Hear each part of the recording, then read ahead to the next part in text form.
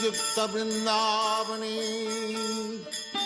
Radha Krishna Mahannisang Prabhajatau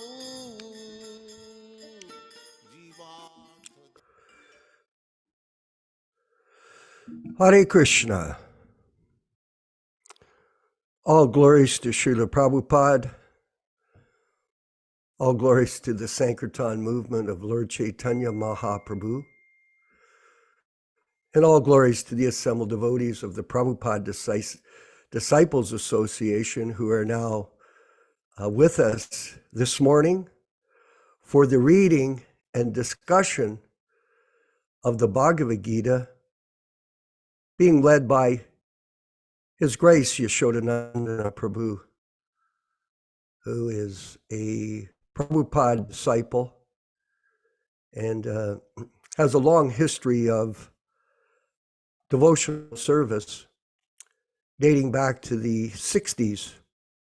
I know some of you weren't even born then, and it is a great blessing on us to have the association of devotees who had the personal association of Srila Prabhupada, the personal directions from him, how to perform devotional service. Most of you have no idea because due to time and circumstance, you weren't even born. So how can you know? You can only hope to get the association of devotees that are still committed to the mission of Lord Chaitanya and have the experience of being personally involved, not only in the association, but in the mission of Lord Chaitanya, under the guidance of the spiritual master. And just before we start our reading from the library here in that I have of Prabhupada's books, I wanted to reiterate to all of you very specific things so that whether you've been coming to the classes or you're new to the classes, what the Prabhupada Disciples Association stands for. This is very important. And repetition of a thing is very important for people that are students that are trying to learn this philosophy in our association. One, we accept Prabhupada as the Diksha and Siksha Guru for our association. And that has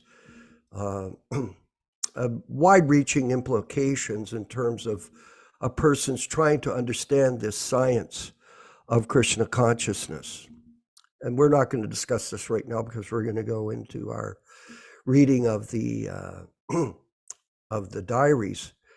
Two, we only read from Prabhupada's unedited books. That means after 1977, Prabhupada had already left us. So the instructions that he gave us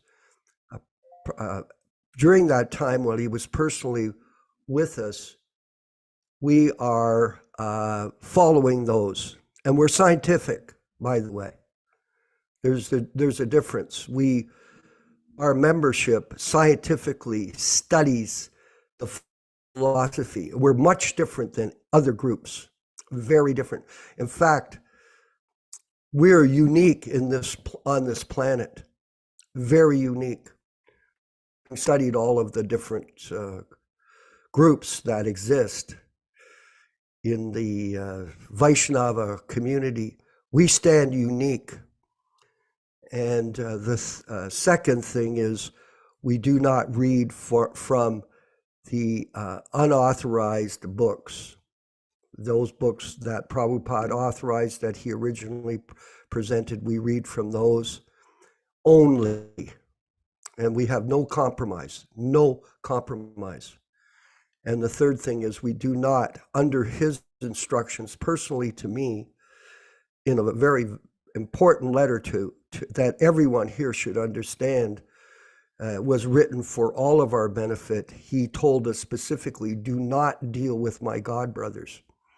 Now, these are specific issues that do come up in our group sessions, ongoing, because it's part of our principles that we expound in our mission. This is not just some kind of whimsical thing that we're doing.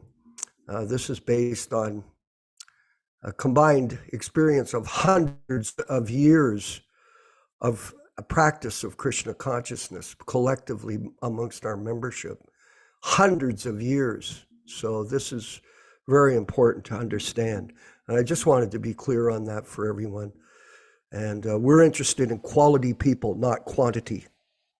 Quality people. Those people that understand this principle. Vinkat, did you get our Yeah. You did. He's reading my mind. Thank you. I sent over the letter that was posted to Prabhupada on January 13th, 1966, from this diary of his, the old-fashioned diaries. Oh yeah, where you write everything down, not type it. So I'm hoping we can read this. Yes, look at the beauty of the internet. Excuse me, everyone. Now, I thought about this letter. I was thinking, well, it's not really Prabhupada writing, it's someone writing to him. And I thought to myself, well, did I really read it before? And the answer was no, I just kind of skipped over it. And I think we may be able to get some insights from the letter in terms of how other people are looking at Prabhupada, just like other people look at us. A lot of people are looking at us, especially in the small community of devotees that exist on this planet. There's still lots of opinions. So we're dealing with all of those opinions as we continue to expand our effort. And it'll continue to grow as we keep going, because we're teaching people the proper way to follow Krishna consciousness. So, according to Prabhupada's directions. So I wanted to read this letter. I thought it'll be an insight for us just to see somebody else's opinion. Everybody's got opinion, just like everyone's got body odor. Everybody's got an opinion. But do they know what the facts are? Well, they have to decide for themselves. It's up to them. They can figure it out. If they can't, then do whatever they want to do. Okay, so here we go. Surya Kumar Joshi, All India Congress Committee, 7 Jantar Mantur Road, New Delhi, 13th of January, 1966. What is February 6th, too. I guess he started it then, maybe he ended it then. Param Puja Swami. So he's extolling Prabhupada, who he is. Or he's saying it anyway. You may not believe it. Day before yesterday, while going to the office, I felt like chanting the Tarat Brahman Nam Hare Krishna, etc. And the association of this mantra with you set me thinking about you. I began worrying about you.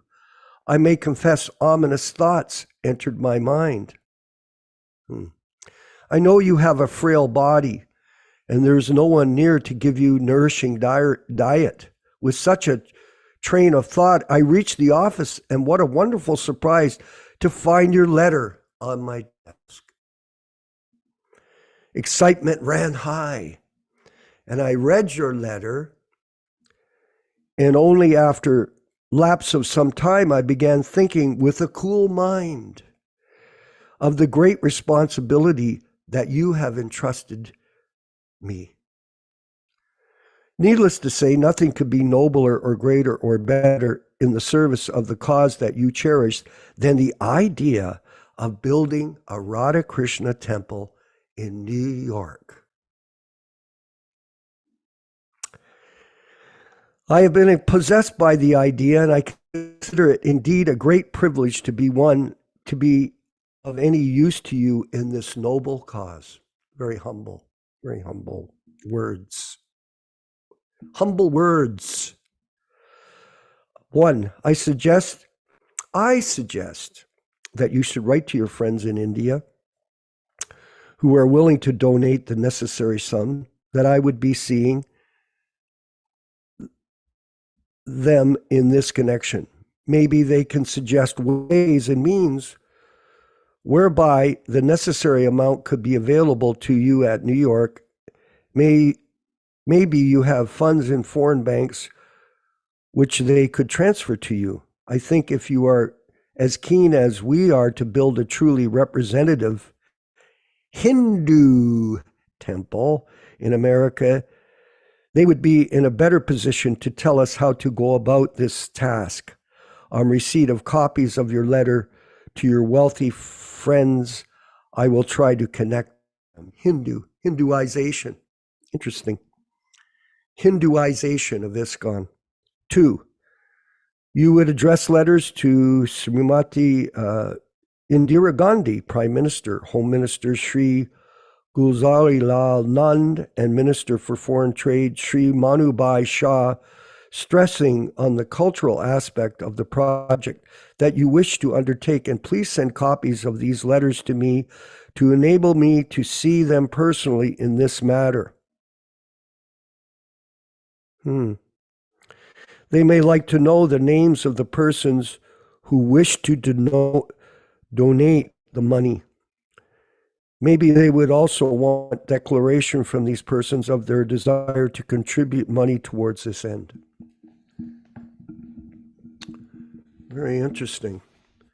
Building a Hindu temple in America is a cause in which not only Hindus living in India, but throughout the world should be made to take due interest. Maybe a trip to West Indies and Canada, wherever Hindus live in large numbers would be necessary. You should at least try to procure a list of all Hindus living in US and Canada from our embassies, and then begin correspondence with them. Incidentally, we're not a Hindu movement. We're a Gaudiya Vaishnava movement coming from the line of Lord Chaitanya Mahaprabhu. 4, it is a big task, and to begin with you need someone to hear you execute your plans vigorously. I'm willing to come and join you for consultation and further action. With all my failings, I cannot claim to be a devoted servant of Lord Krishna, but so far as building a temple is concerned, I am for it with all heart and soul. Therefore, if you think I may be of some use to you in America, please do the needful to call me there. Why not I come to America with 2 beautiful life-size images of Radha Krishna, and I'm sure once the holy images come under your care, they would themselves arrange for a suitable roof over their heads. Many ideas keep on pressing me, and I'm anxiously await your guidance in the matters. Respectfully, Surya Kumar Joshi.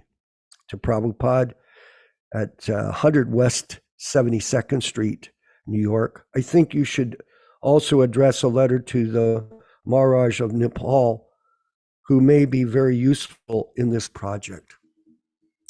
So if you have a chance to read this again on your own, it'll give you some insight into other people's opinions on how Prabhupada was supposed to spread the Sankirtan movement in America and then throughout the world. Everyone has an opinion. Oh, glories to Srila Prabhupada. Vinkat Prabhu, could you please bring forward the Jaya Radha Madhava prayers? John being sung by Srila Prabhupada before we begin our class or just reading and discussion with His Grace Yaśodā-nandana Prabhu. All glories to Srila Prabhupada. Jaya Radha Madhava Kunja Bihari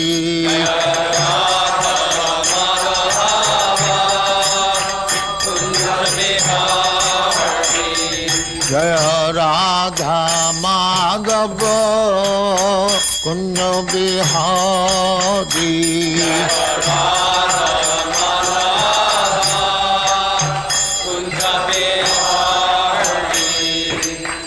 Yaśodā-nandana Brajajana Ranjana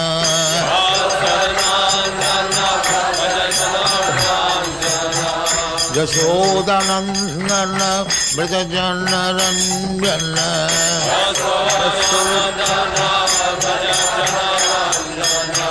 Jamuna Tira Banachari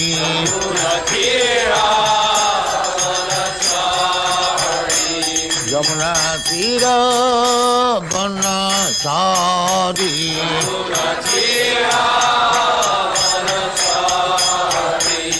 Jaya Radha Madhava Kunja Bihari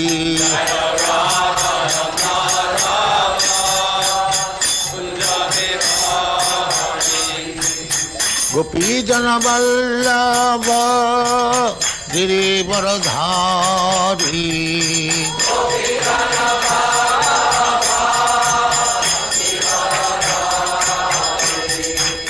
Gopi Jana Vallabha Girivaradhari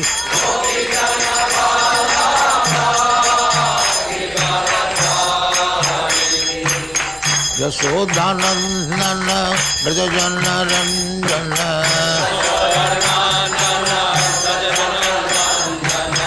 Yaśodā-nandana Brajajana Ranjana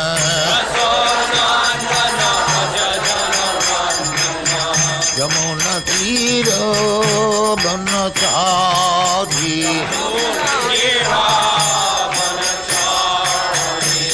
Jamuna Tira Banachari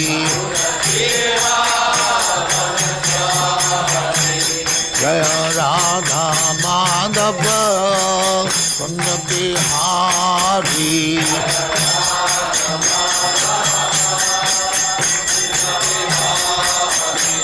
Jaya Radha Madhava Kunja Bihari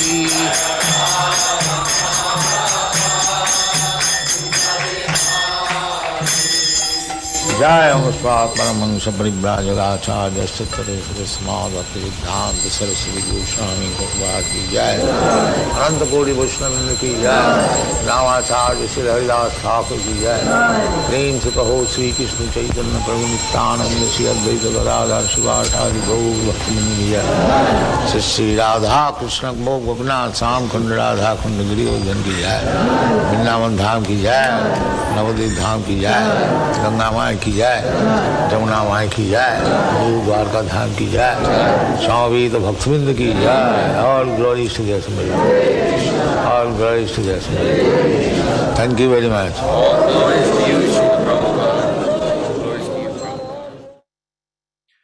ओम अज्ञानातिमिरान्धस्य ज्ञानाञ्जनशलाकया चक्षुरुन्मिलितं येन तस्मै श्रीगुरवे नमः श्रीचैतन्यमनोभीष्टं स्थापितं येन भूतले स्वयं रूपः कदा मह्यं ददाति स्वपदान्तिकं वन्देऽहं श्रीगुरोः श्रीयुतापदकमलं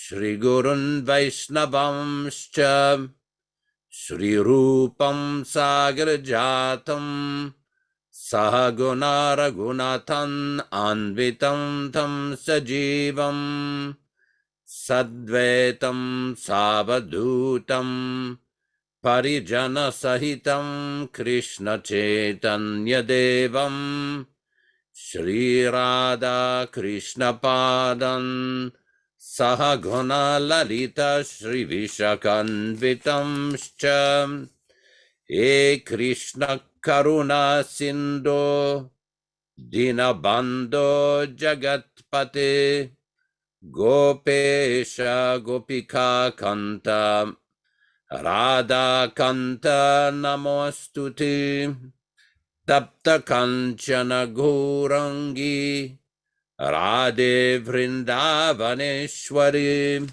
Vrishabhanu Sutta Devi Pranamami Haripriye Vanchakalpa Tarubhyascha Kripa Sindhubhya Evacha Patitanam Pavanebhyo Vaishnavebhyo Namo Namaha Sri Krishna Chaitanya Prabhu Nityananda Shri Advaita Gadadara Shrivasadi Gaura Bhakta Vrindam Hare Krishna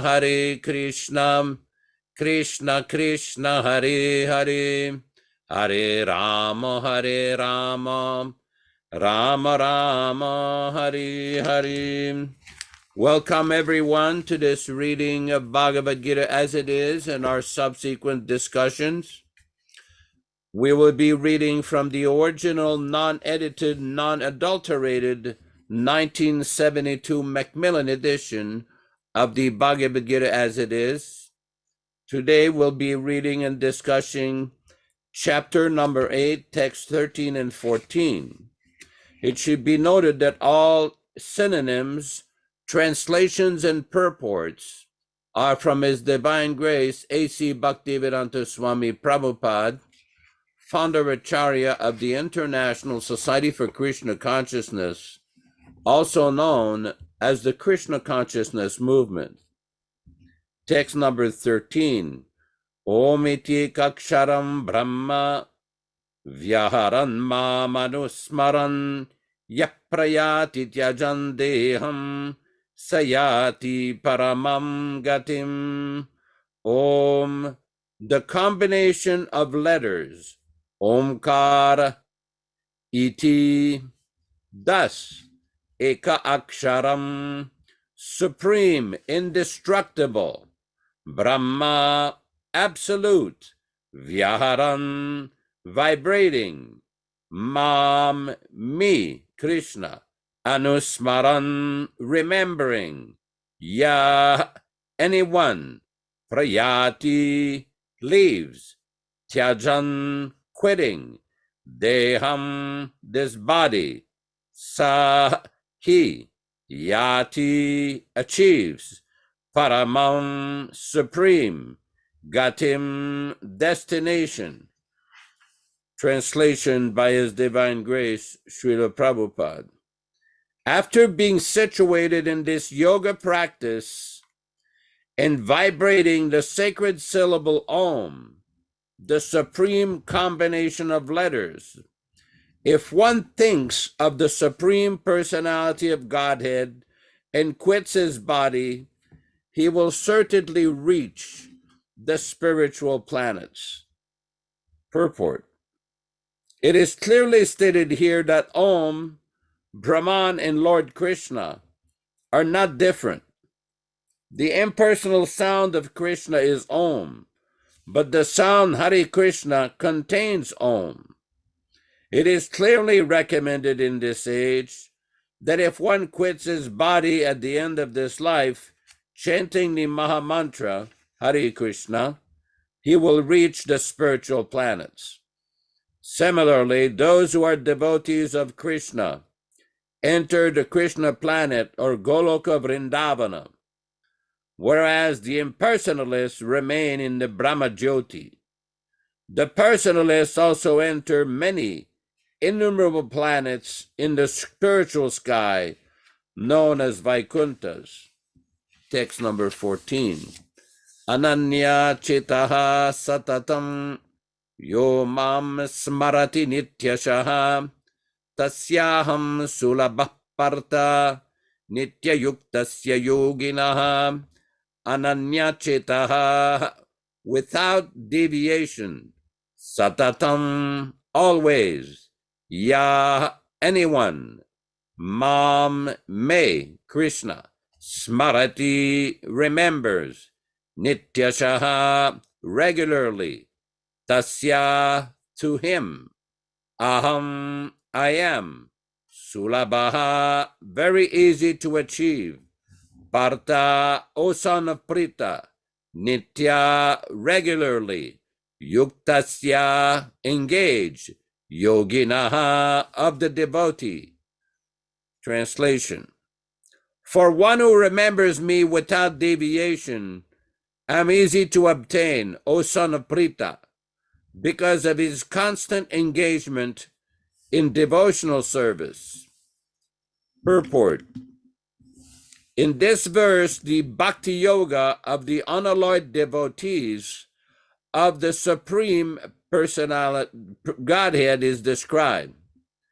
The preceding verses mentioned 4 different kinds of devotees: the distressed, the inquisitive, those who seek material gain, and the speculative philosophers. Different processes of liberation from material entanglement have also been described: karma yoga, jnana yoga, and hatha yoga. But here, bhakti yoga, without any mixture of these, is mentioned. In bhakti yoga, the devotees desire nothing but Krishna. The pure bhakti devotee does not desire promotion to heavenly planets, nor does he seek salvation or liberation from material entanglement. A pure devotee does not desire anything. In the Chaitanya Charitamrita, the pure devotee is called Nishkama, which means he has no desire for self-interest. Perfect peace belongs to him alone, not to them who strive for personal gain. The pure devotee only wants to please the Supreme Lord. And so, the Lord says that for anyone who is unflinchingly devoted to him, he is easy to attain.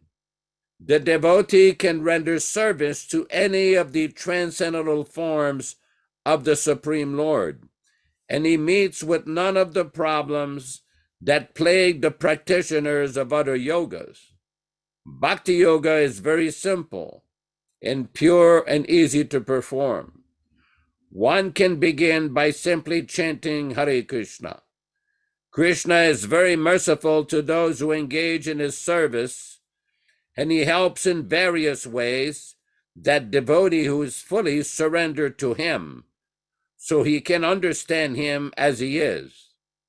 The Lord gives such a devotee sufficient intelligence so that ultimately the devotee can attain him in his spiritual kingdom. The special qualification of the pure devotee is that he is always thinking of Krishna without considering the time or place. There should be no impediments. He should be able to carry out his service anywhere and at any time.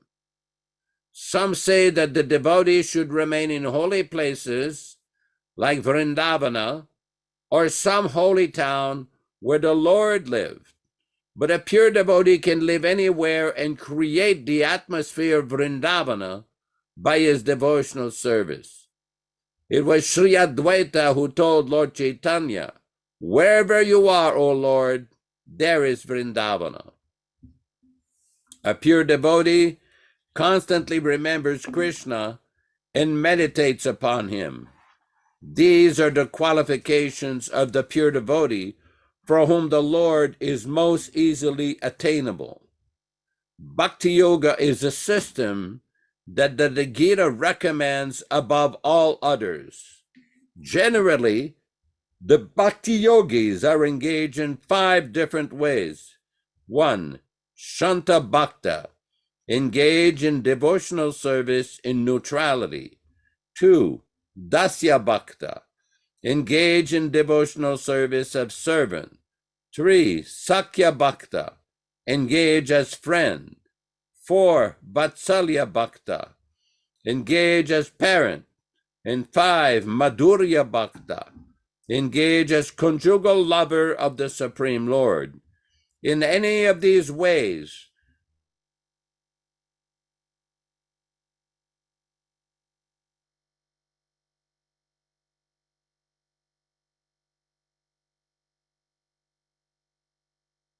Yeah, looks like we lost the connection. He'll join again. Yaśodā-nandana Prabhu said he'll join again.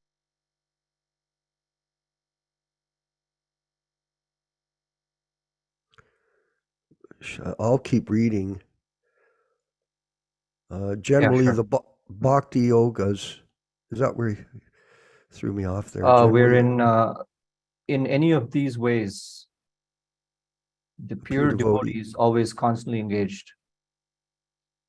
Yeah, in the transcendental loving service of the Lord, and cannot forget the Supreme Lord, and so for him the Lord is easily attained. A pure devotee cannot forget the Supreme Lord for a moment, and similarly the Lord cannot forget his pure devotee for a moment. This is the great blessing of the Krishna conscious process of chanting the Maha Mantra, Hare Krishna.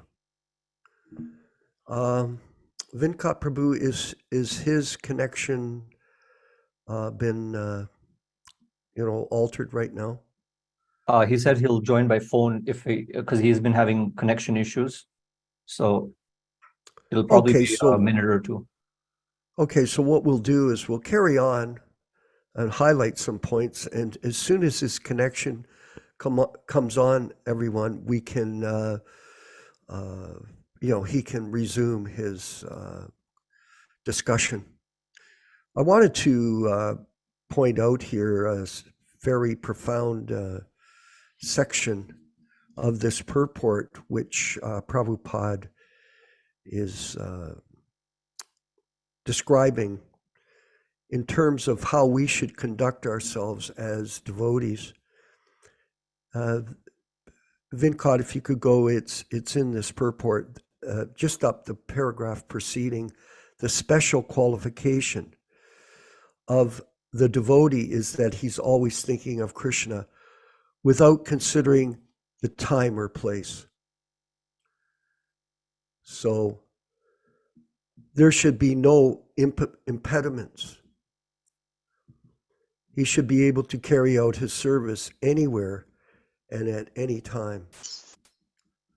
Some say that the devotee should remain in holy places like Vrindavan or some holy town where the Lord lived. But a pure devotee can live anywhere and create the atmosphere of Vrindavan by his devotional service. It was Sri Advaita who told Lord Chaitanya, "Wherever you are, O Lord, there is Vrindavan." So just if Yaśoda's back, he can carry on with the discussion. Okay, excellent. So the Yaśoda, what we just carried on, finishing the purport. I was just highlighting this comment here in the purport that no matter where you are in the world, if you're Krishna conscious, then that creates the atmosphere of Vrindavan. Like, for example, in Hamilton here, when people come here, they also, because of the way we have things arranged, they also feel like they're in a different world because they see all of the items are directed towards our Guru and to Krishna. So Yaśodā-nandana, please, if you could carry on with the lecture or the discussion.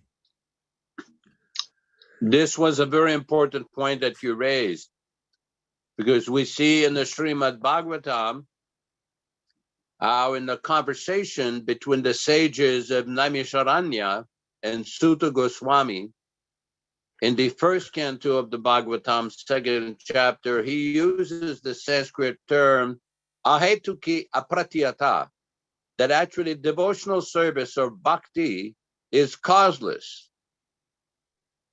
We also see in the Shikshastakam of Sri Chaitanya Mahaprabhu that he expresses the exact mood of how a devotee should think, how a devotee should behave. In the 4th verse of the Shikshastakam, Lord Chaitanya explains, Nadanam najanam nasundarim kavitam va jagadisha kamaye mama janmani janmanishware bhavatad bhaktir ahetuki twayi. The same Sanskrit term is used, ahetuki twayi. That what is it that I want and what is it that I don't want? Chaitanya Mahaprabhu is expressing, Nadanam najanam nasundarim. I don't want any help, any followers, any beautiful woman, or to become a famous poet. Or what this in the material world, everybody wants those things. Everybody is hankering for all those things. So what is it that you want? Mama janmani janmanishwari, that birth after birth, bhavatad bhaktir, I want this causeless devotional service. You can't bestow that upon me. Now, this is a very important point, because as the devotee progresses on the path of devotional service, there's numerous instructions of things to do and things to avoid. In the beginning, it is recommended by Rupa Goswami in his Bhakti Rasamrita Sindhu, translated by Srila Prabhupada as the Nectar of Devotion, that yena tena prakarena mana Krishna niveshayat, that some way or other one should fix the mind upon Krishna. And then sarve vidihi nisedasyur itayor iva kinkaraha. Kinkaraha means servant.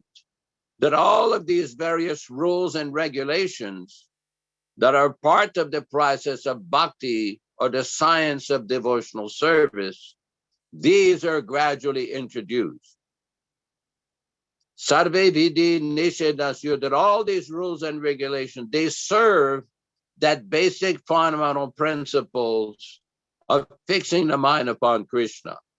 Now we see in this purport of text number 13, where Srila Prabhupada is explaining the mindset of a pure devotee. Prabhupada says different processes of liberation from material entanglement have also been described. Karma yoga, jnana yoga, and hatha yoga. But here, bhakti yoga without any mixture of these is mentioned. In bhakti yoga, the devotees desire nothing but Krishna. The pure bhakti devotee does not desire promotion to heavenly planets, nor does he seek salvation or liberation from material entanglement. A pure devotee does not desire anything.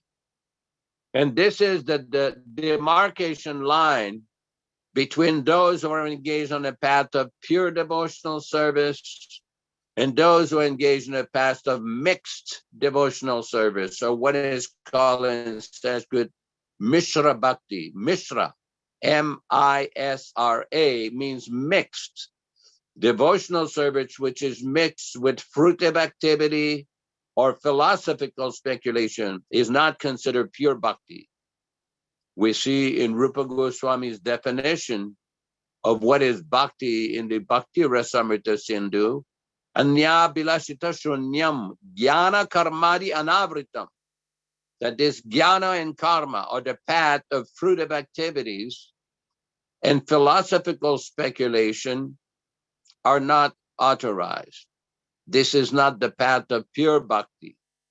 Anukulyena Shilana, Bhakti Ruttama, that the Uttama Bhakti, or the topmost Bhakti, is that Bhakti which is not involved with any of these mundane activities.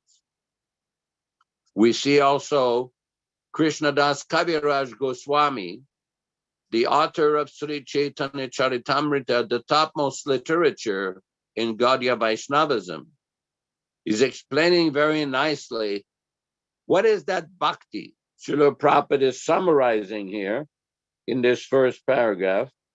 In the Chaitanya Charitamrita, the pure devotee is called Nishkama, which means he has no desire for self-interest. In other words, a pure devotee is called Nishkama. He has no personal desire for his own personal sense gratification, personal ambition, personal aggrandizement. Now, this is very difficult because in the material world, everybody is looking for these things. Sajanam, sajanam, sasundarim, that they're looking for wealth, they're looking for fame, they're looking for beautiful women or a handsome man. So many desires are there which keep one bound up in the karma and vikarma of the material world. This is a very important point because we see in the Bhagavad-gītā, Lord Krishna is explaining so many different points to Arjuna. Karma, akarma, vikarma, ugra karma. So many different things are explained there. And one has to learn the distinction between the proper path of devotional activity and things which are not helpful for devotional progress. We see often people talk of karma as just the reaction for one's activities, but it is a lot more involved than that.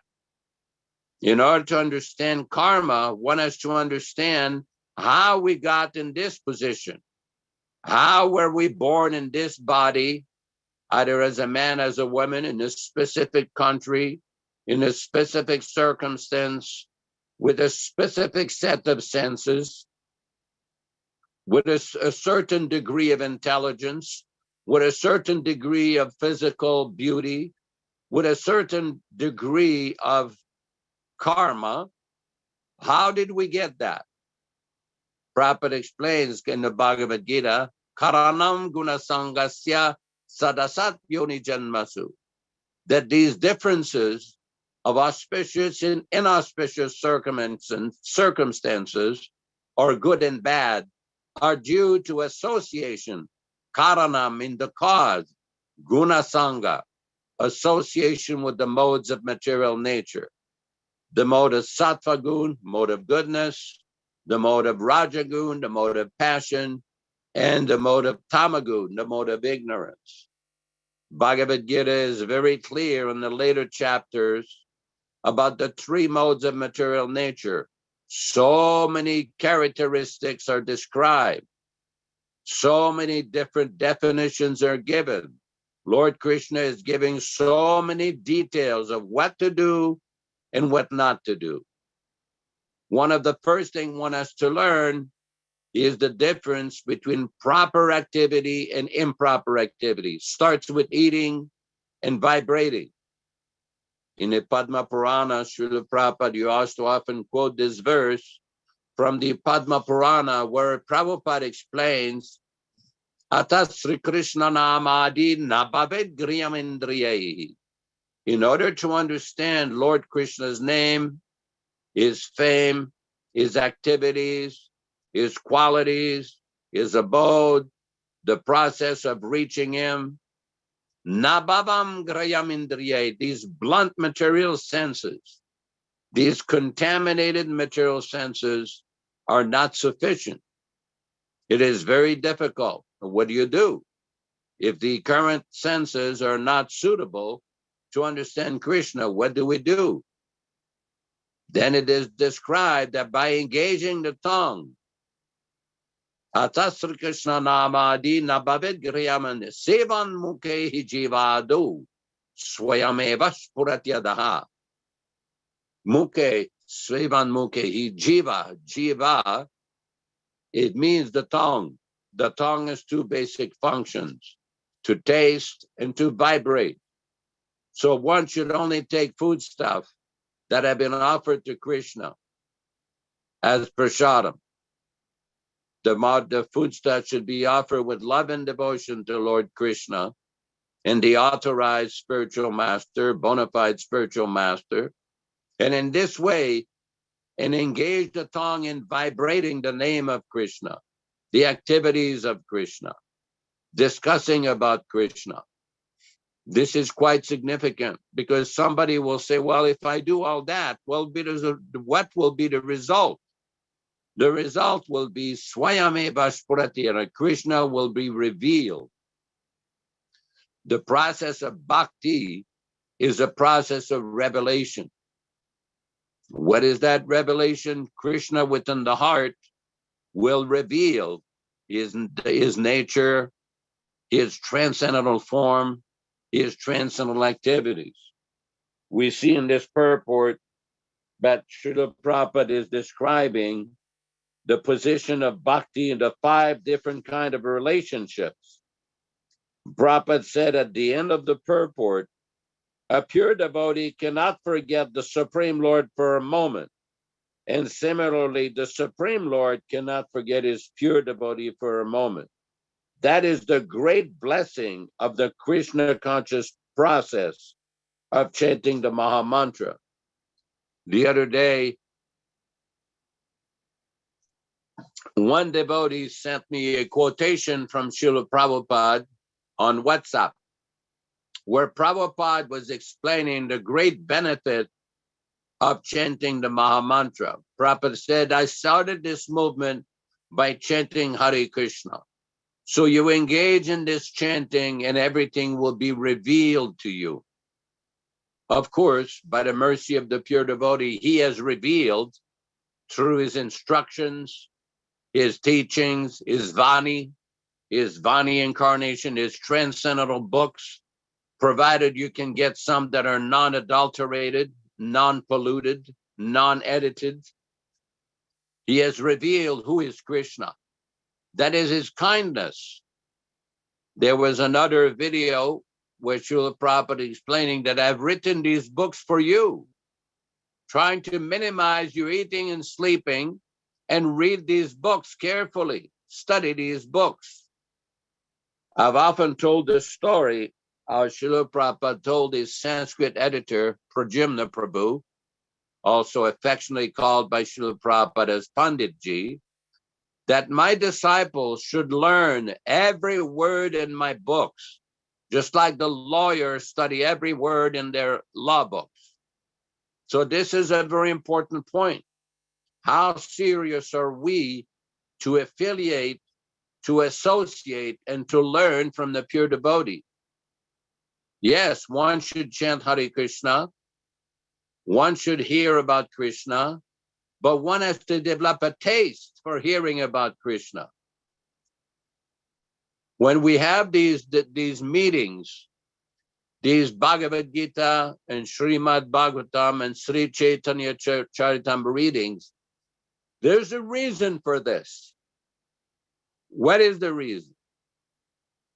Why are we doing this? Well, first of all, it was told by Srila Prabhupada that we should hold these classes every single day.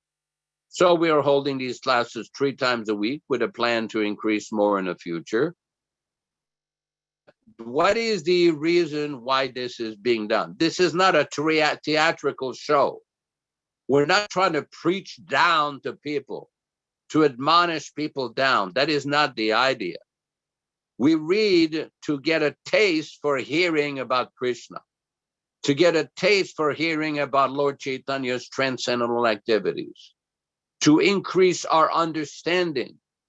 Srinvatam Svakata Krishna Punya Sravana Kirtana Ridantasto Yabhadrani Vidunoti Surit Satam Nashta Prayeshu Babadreshu Nityam Bhagavata Sevaya Bhagavati Uttama Bhaktir Bhavati Naishtiki.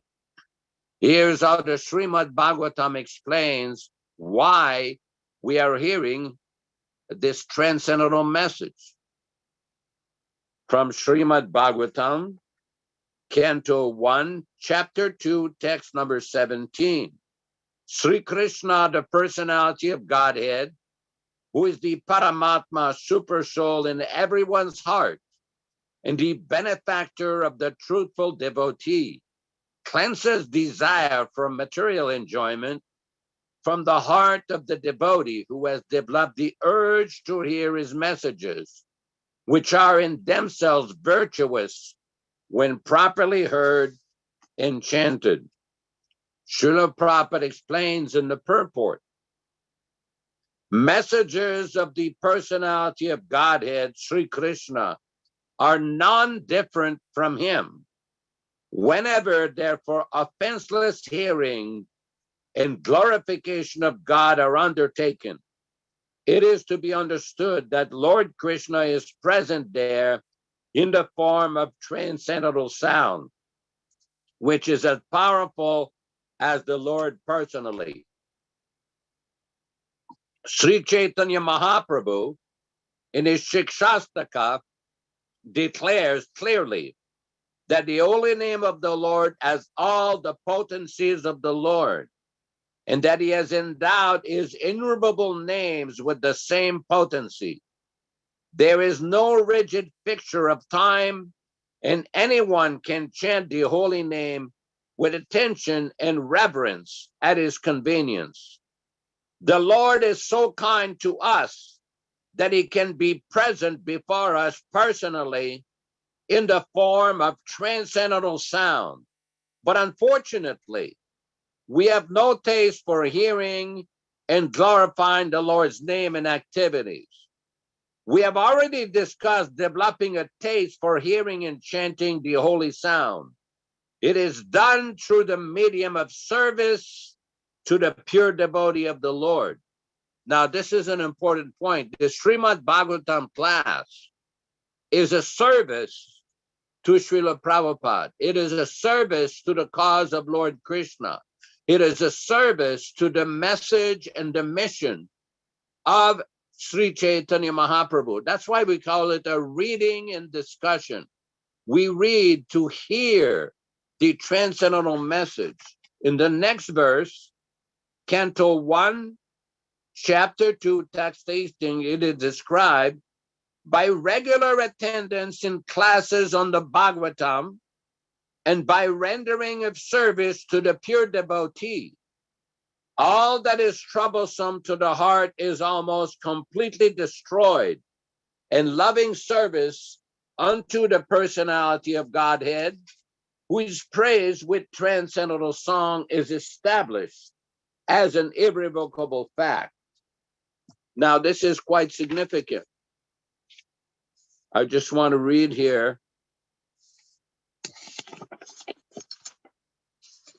It's important. In the original Srimad Bhagavatam, the 1962 edition, Srila Prabhupada says, by regular attendance in the Bhagavat class or rendering service unto the pure devotees, plural, all that is inauspicious in the heart of a candidate becomes destroyed almost to nil, and thus loving service unto the personality of Godhead, whose praise with transcendental song comes into being an irrevocable fact. Slight difference, but the meaning is essentially the same. Now, basically, when we see what Prabhupada is saying here in the purport, His Divine Grace is saying, here is the remedy for eliminating all inauspicious things within the heart considered to be obstacles in the path of self-realization. The remedy is the association of the Bhagavats. There are two types of Bhagavats, namely the book Bhagavat and the devotee Bhagavat. Both the Bhagavats are competent remedies, and both of them or either of them can be good enough for eliminating the obstacles. A devotee Bhagavat is as good as book Bhagavatat because the devotee Bhagavat leads his life in terms of the book Bhagavat, and the book Bhagavat is full of information about the personality of Godhead and his pure devotees, who are also Bhagavat. Bhagavatam book or the person is identical. So Srila Prabhupada has very nicely described the potency of hearing Srimad Bhagavatam or Bhagavad-gītā or Chaitanya Charitamrita. Sometimes it is misunderstood that we should hold our classes in a specific stereotype way, that a speaker should read the book and he should give a class and he should engage, he should not go to other verses. Well, sometimes we may need to read various verses given with a specific topic. For example, in the Chaitanya Charitamrita, there are many verses that Prabhupada has translated, all the verses he has translated, many of them do not have a purport. So there is no harm in reading various verses on a topic. It is all Krishna Katha. Why is it important? Because Prabhupada expects us to hear every word that he's given. This is not a theatrical show.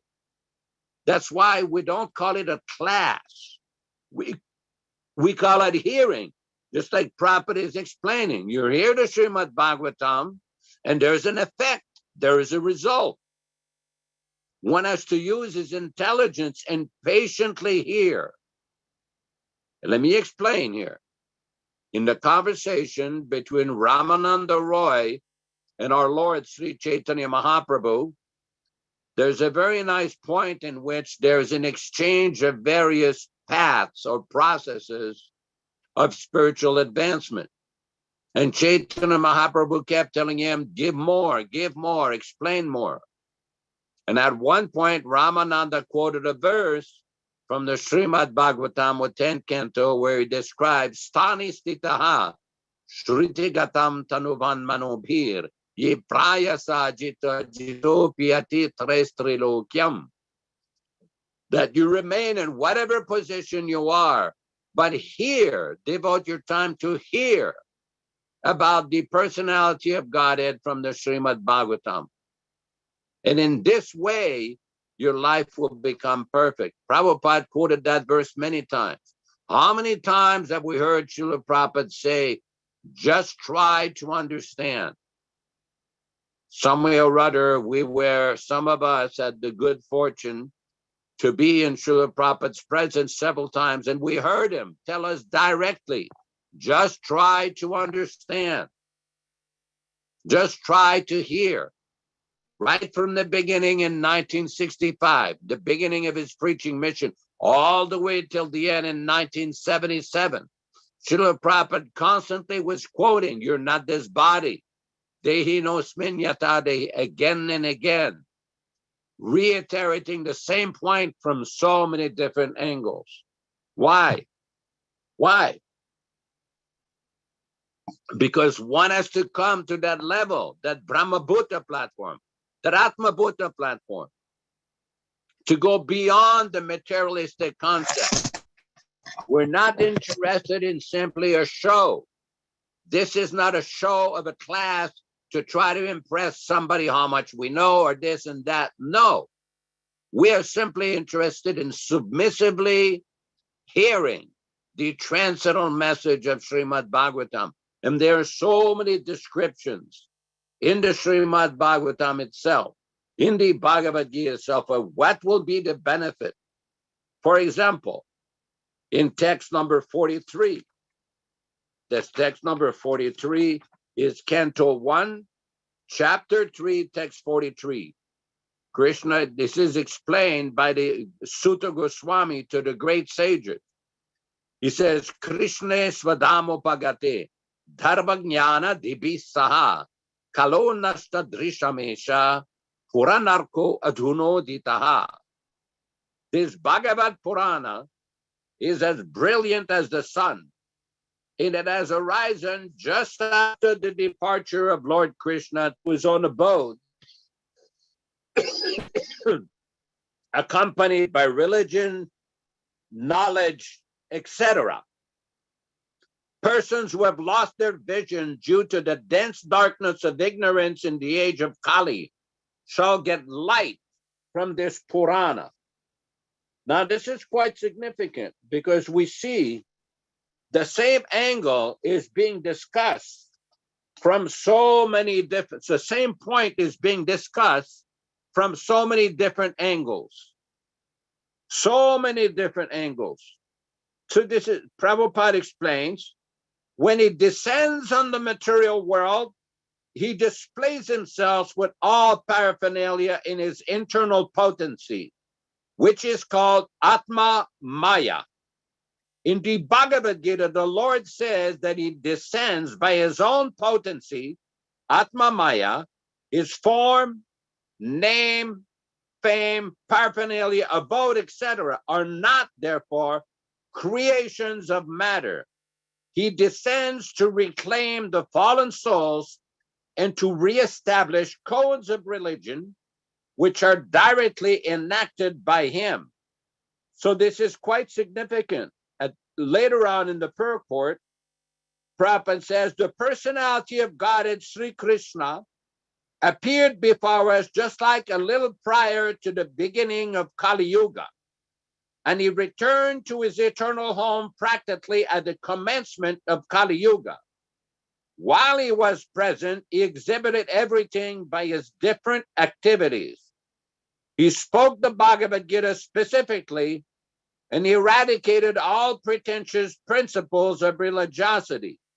And prior to his departure from this material world, he imparted Srila Vyasadeva through Narada to compile the messages of the Srimad Bhagavatam, and thus both the Bhagavad-gītā and the Srimad Bhagavatam are like torch bearers for the blind people of this age.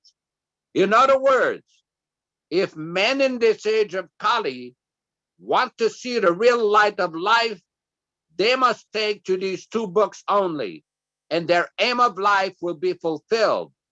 Bhagavad-gītā is the preliminary study of the Bhagavatam, and Srimad Bhagavatam is the summum bonum of life, Lord Sri Krishna personified. We must therefore accept Srimad Bhagavatam as the direct representation of Lord Krishna. One who can see Srimad Bhagavatam can see also Lord Sri Krishna in person. They are identical. All glories to the Bhagavad-gītā, all glories to Srimad Bhagavatam, all glories to the transcendental message of the personality of God at Sri Krishna and his pure transcendental devotee, Srila Prabhupada. Hare Krishna. Haribo, all glories to Srila Prabhupada, all praises to Yaśodā-nandana Prabhu for his wonderful explanation of these two verses in the Bhagavad-gītā, which are part of the information that everyone, all of us, require in preparation for death. Because despite our age, everyone will leave this world in due course of time, either at a young age or in an old age. But for one who is born, death is certain. And for one who has died, birth is certain. And the purpose of this scripture, the Bhagavad-gītā, and Srimad Bhagavatam, etc., is to help all of us prepare for death, because death is all pervasive. This is such a common occurrence on Facebook, which is the news media. To get the news, we're getting news every day of someone dying. All these, more specifically, the average person really isn't, noted much.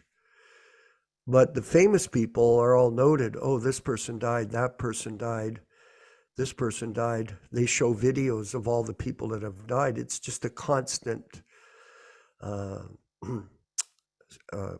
delivery of information in this area. So in Krishna Consciousness, our movement, this particular association that we've developed, is specifically to help each other to prepare for the inevitable demise. That's what we're here for. Prabhupada called it the highest welfare work.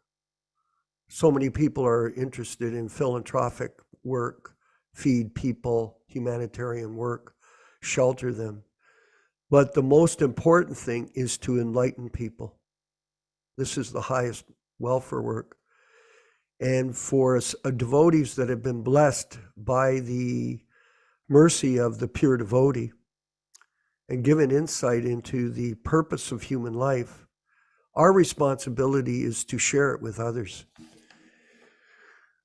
This is a very serious matter, because death is very traumatic. Someone would say, and I commonly hear this, I'm not afraid to die. I'm not worried. Well, that's what you're saying when you're still healthy. That's what you say when you still have vitality. But when you start to dwindle, when you start to deteriorate, your mind will change, because the mind is obstinate. It's difficult to control. And then you start to realize that you're at the end of the line and you're not certain what's going to happen after you die. Whereas a devotee does know, because Prabhupada has given us this insight. Vinkat Prabhu, I wanted you to go to these verses earlier, text 6 of this chapter, Attaining the Supreme.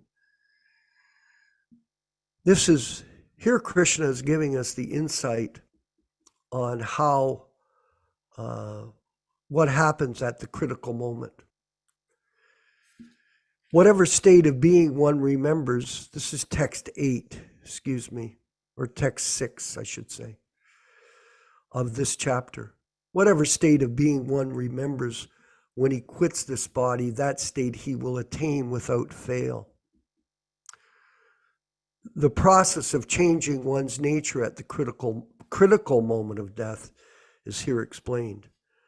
How can one die in the proper state of mind? So this is the purpose of the discipline, to be prepared.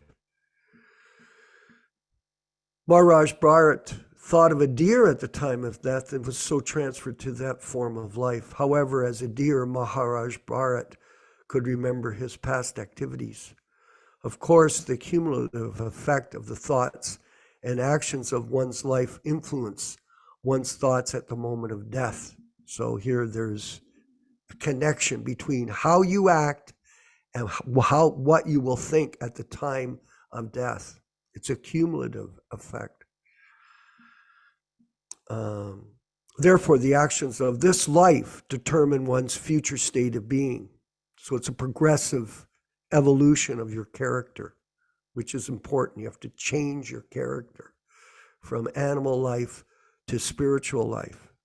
If one is transcendently absorbed in Krishna's service, then his next body will be transcendental, spiritual, not physical. Therefore, the chanting of Hare Krishna is the best process for successfully changing one's state of being to transcendental life. We have the example of Ajamil Yashoda Prabhu, who gave his son the name Narayan. And so at the end of his life, he called out the name of Narayan, the name, the holy name.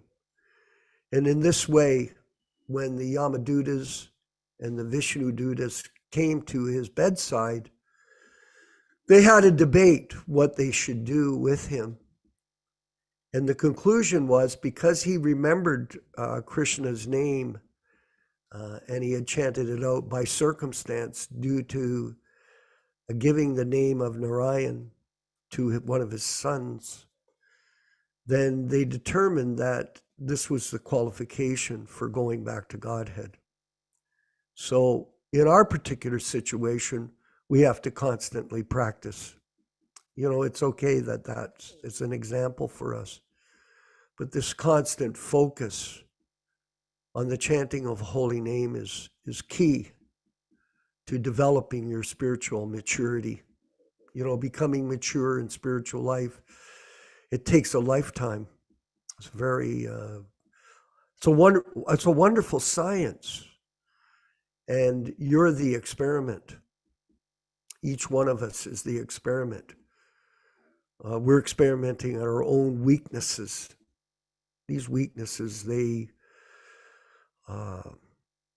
hamper the advancement of the individual. So we have to constantly apply ourselves to the process and eliminate our defects, get rid of them. And in this way, when we're fixed properly in devotional service, we become illuminated with transcendental knowledge, and we become peaceful and mature in spiritual life. So Krishna consciousness is possible through the association of devotees, associating with Prabhupada in his books, practicing the principles of devotional service based on his guidance, and then associating with like-minded devotees who have understood the instructions carefully. And in this way, we will become mature spiritual devotees of the Lord. Yaśodā-nandana, Prabhu, please, if you could further comment. I wanted to read from a section of Chaitanya Charitamrita, Madhya Lila, chapter 12, text 135. Madhya Lila, chapter 12, text 135. This pertains to Sri Chaitanya Mahaprabhu cleansing of the Gundicha temple. And the text says, Emata Puradvara ge patayata, Sakal Shodilataha Kevarnimekata. Outside the gateway of the temple, all the roads were also cleansed, and no one could tell exactly how this was done. Srila Prabhupada explains in his purport, in commenting on the cleansing of the Gundicha temple, Srila Bhaktisiddhanta Saraswati Thakur says that Sri Chaitanya Mahaprabhu, as the world leader, was personally giving instructions on how one should receive Lord Krishna, the Supreme Personality of Godhead, within one's cleansed and pacified heart. If one wants to see Krishna seated in his heart, he must first cleanse the heart, as prescribed by Sri Chaitanya Mahaprabhu in his Shikshastaka, Cheto Darpana Marjanam. In this age, everyone's heart is especially unclean, as confirmed in Srimad Bhagavatam, Hridyantasto Hyabadrani, to wash away all dirty things accumulated within the heart. Sri Chaitanya Mahaprabhu advised everyone to chant the Hare Krishna mantra. The first result will be that the heart is cleansed. Cheto Darpana Marjanam. Similarly, Srimad Bhagavatam 1:2-17 confirms this statement. This is the same verse we were just reading. Srinvatam svakataha Krishnaha punyasravana kirtanaha ridyantasto yabadrani vidhunoti surit satam. Sri Krishna, the personality of Godhead, who is the Paramatma, super soul in everyone's heart, and the benefactor of the truthful devotee, cleanses desire for material enjoyment from the heart of the devotee who relishes his messages, which are in themselves virtuous when properly heard and chanted. If a devotee at all wants to cleanse his heart, he must chant and hear the glories of the Lord, Sri Krishna. Srinvatam svakata Krishna. This is a simple process. Krishna himself will help cleanse the heart because he's already seated there. Krishna wants to continue living within the heart, and the Lord wants to give directions, but one is to keep his heart as clean as Lord Chaitanya Mahaprabhu kept the Gundicha temple.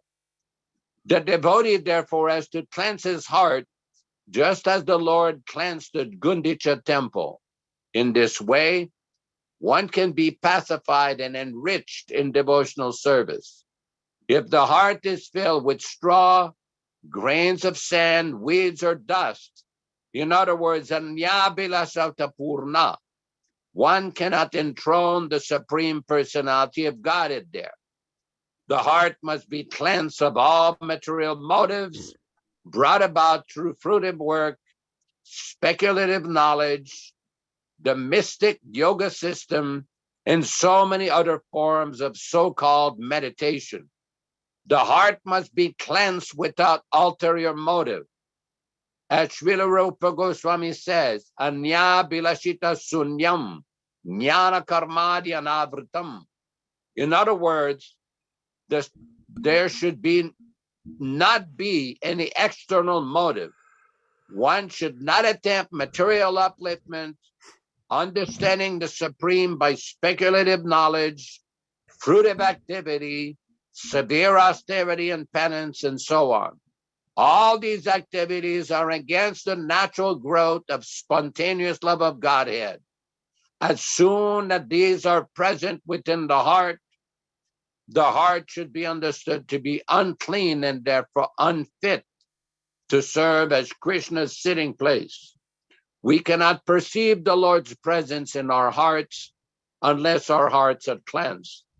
I just recommend everybody to read the entire purport. There are so many points in here which are very important. A little later on in the purport, Prabhupada says, in this connection, Srila Bhaktisiddhanta Saraswati Thakur explains that even though one may become free from the desire of fruitive activity, sometimes the subtle desire for fruitive activity again comes into being within the heart. One often thinks of conducting business to improve devotional activity, but the contamination is so strong that it may later develop into misunderstanding, described as kuti nati, fault finding, and pratishta asa, the desire for name and fame and high position, jiva himsa, envy of other living entities, nishiddhachara, accepting things forbidden in the shastra, kama, desire for material gain, and puja, anchoring for popularity. The word kuti nati means duplicity. As an example of pratishta asa, one may attempt to imitate Srila Haridas Thakur by living in a solitary place.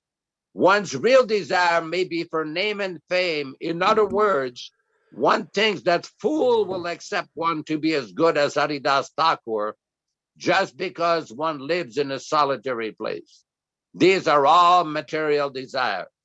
A neophyte devotee is certain to be attacked by other material desires as well, namely desires for women and money.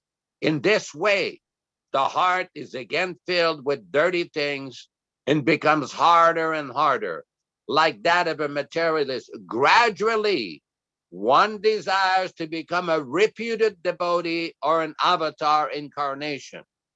Very important point. A little later in the purport, Prabhupada said, by acting as a professional guru, mystic yogi, or miracle man, one may cheat and bluff the general public and gain fame as a wonderful mystic. But all of this is considered to be dust, straw, and grains of sand within the heart. In addition, one should follow the regular principles and not desire illicit sex, gambling, intoxicants, or meat. This is quite an amazing purport. Everybody should remember this. Madhya Lila, chapter 12, text 135. You should read this purport and study it very carefully. Hare Krishna. Yes, I constantly hear from our friends, they love the science of Krishna consciousness. It is a very detailed explanation of how to change your character. The character of a person is based on their birth, and that it's also based on their purpose. And if the purpose is misdirected, then the character becomes misdirected. And if the character is of the individual is not disciplined or trained by proper association, then it's very hard for them to be able to leave the body in a proper state of mind. The character of a pure devotee is described in detail by the spiritual master for the benefit of the students.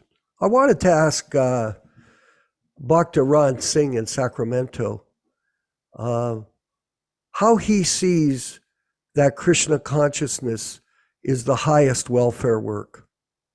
Ron, are you there and available for a comment? Yes, Prabhu. How do you see Krishna consciousness as the highest welfare work? Well, the spirit soul Mm-hmm. is spiritual and it's eternal. So if we take the body to be eternal, then we misidentify ourselves, and then it brings a lot of problems to our spiritual lives. So being spirit souls, identifying with the body, we've all have these temporary material bodies.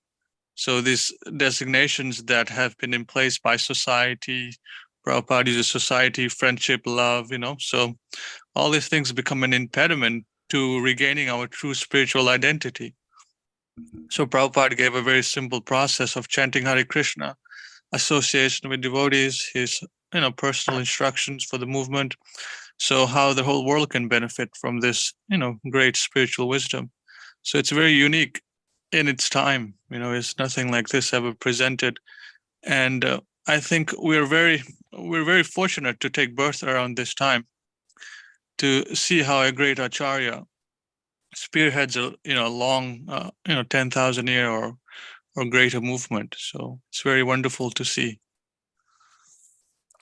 Yes, Bhaktivedanta Singh, it's interesting to note that Prabhupada used the example, the decoration of a dead body, that most things that go on in life are simply superficial, very superficial.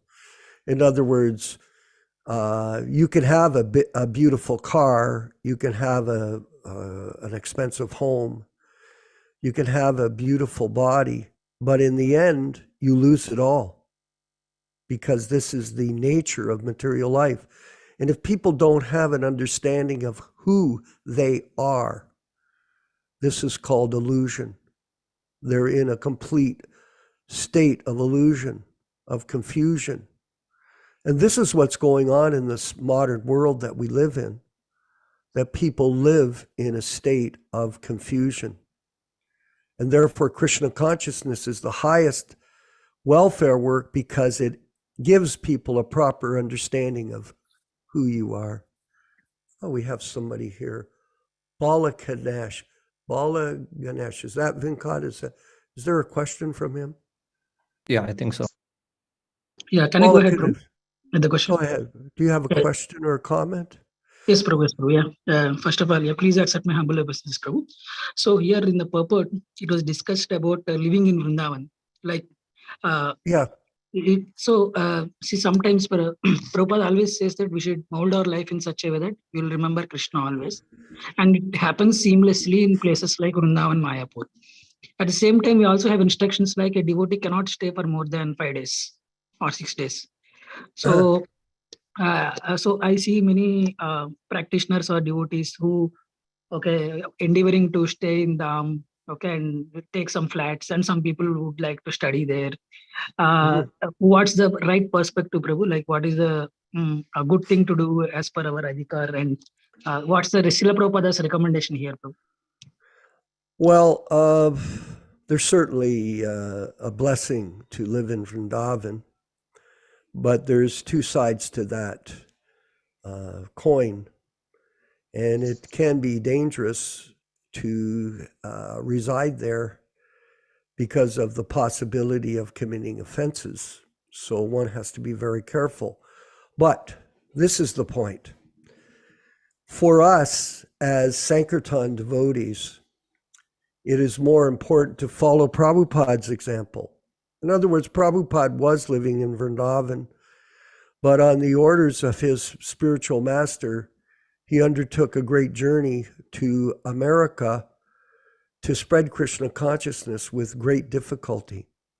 And what he's saying is, no matter where you go, if you are a pure devotee of Krishna or a sincere devotee of Krishna, then you carry that Vrindavan atmosphere with you. And that is the most important thing, to spread and share Krishna consciousness with other people.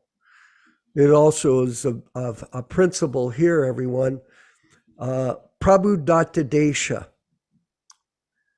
Prabhupada Desha means that you should preach to the people where you reside, to try to help them become Krishna conscious. When you receive a blessing, then you should share that blessing with other people in the areas that you live. So this is our preaching field. And so that's what devotees should do, is learn how to practice Krishna consciousness and then share that Krishna consciousness with other people. And this is how you invoke the blessings of Krishna and the Guru. It's an austerity. It's very difficult, because a lot of times you're isolated. Like in our situation, and I know it's in the case of all of the people on this call, basically we're isolated. So we don't have a lot of personal association with God brothers and God sisters. We're on our own every day, most of the time. But at the same time, if we always keep Prabhupada's association and his Vani incarnation with us, if we're hearing him chant, if we're listening to his lectures, and then also, Prabhu, we have these blessed classes that we've created for everyone that give people a chance to have association with like-minded devotees. Then this is also a great blessing. And it's hopeful that you're also sharing that with other people in your group so that they can get a taste of Krishna consciousness. We have a Prabhu Venkat, who's that? Nityananda Prabhu. Yeah. Is this the Nityananda from Vrindavan? I think so, Prabhu? yes. Nityananda, how are you? Glories to Srila Prabhupada. Hare Krishna, dear devotees, all Prabhupada's disciples, please accept my obeisances. And I pronounce all glories to Srila Prabhupada. Haribol. Jai. It's very nice what you were saying, Prabhu, that one should obviously, our main mission is to preach the glories of Lord Chaitanya Mahaprabhu. That's what Prabhupada wanted. And for that other Prabhu that asked the question about Sri Vrindavan Dham, yes, please. Yes, I'm residing in Sri Vrindavan. I've done my preaching in Africa, and I still plan on preaching if Lord Chaitanya Mahaprabhu and Srila Prabhupada allows. But that idea of people coming, or if you come to Vrindavan and staying only for a few days, that's if your mind is not, if you're not focused on your Krishna consciousness, if you're not fixed up, it's best not to stay for a long period of time. Because Prabhupada says that one who is lusty and is committing sinful activities, or even if they're practicing Krishna consciousness, but they still have anarthas, and they live in that type of life where they still like neophyte devotees. They should come for a short period of time, get the mercy, and then go back and keep on coming until they qualify themselves enough. They know that, okay, I'm going to be firm and fixed, because aparadhi in Vrindavan is very severe. I've seen devotees that have come here and have also left. And your spiritual life can be destroyed, I could say like that, if you have to do wrong, aparadh. But it's a beautiful, this is the holy Dham, so the mercy is abundant here. You get the mercy from Radha and Krishna, you get the Bhakti Shakti. So I would say that if anybody's serious about practicing spiritual life, yes, then Vrindavan is the place. Yes. Then I also have a few questions. I just wanted to make a comment, by the way, first, that I've been following your career, as you know, for many years. Okay. I think we associated three or 4 years ago.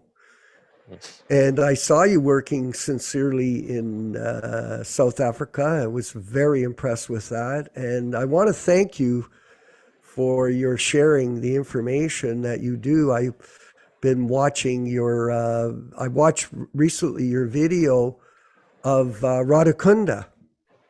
Yes. And I thought it was terrific. I was there in 1974 when we, by mistake, went to Radhakunda, even though we had permission, and we jumped in and swam across Radhakunda. I still remember almost drowning in the Radhakunda pond.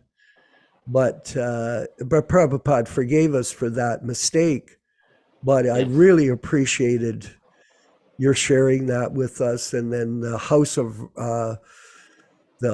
Radharani. You also showed that video, so thank you very much. Please go ahead. You had further questions. Yes. So all glories to Srila Prabhupada. It's only by the mercy of Srila Prabhupada that Thank you. Can actually try and come to Vrindavan and share some darshan with everyone. Thank you. Yes. So I appreciate I appreciate the sangha. Thank you. All of the devotees here, most of you are still Prabhupada's direct disciples. So my humble obeisances to all of you. I do have a few questions just regarding the whole Ridvik initiation, right? So okay, the whole hold on Ridvik here, process. Prabhuji. What we're going to do is this. We're going to. It's 11:30. Yes. Here at the headquarters here, in a sense, and we're going to move to the kirtan for a minute. Now, I wanted you to, if you would like, to stay on for the further discussion, since the class is technically finished at 11:30. Yeah, sure, no problem. We'll do a short kirtan of Prabhupada chanting in New York City. And then after that, it's just for a few minutes. After that, I'll come back on the air and we'll take up some of your questions. And then we can have a further discussion so that some people that don't feel they want to be a part of the discussion, they can leave. But if you want to stay on, anyone that's with the group and enjoy the conversation, you're welcome. So Vinkat Prabhu, could you bring on the kirtan for us? And we'll go through the kirtan and then we'll go to the second section of the class. All glories to Srila Prabhupada. Krishna Chaitanya Prabhu Nityananda Shri Advaita Gadadhar Sivasadi Gaur Bhakta Vrinda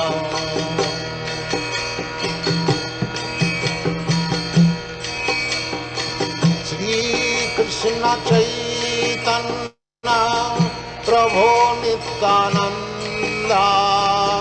Shri Advaita Gadadhar Sivasadi Gaur Bhakta Vrinda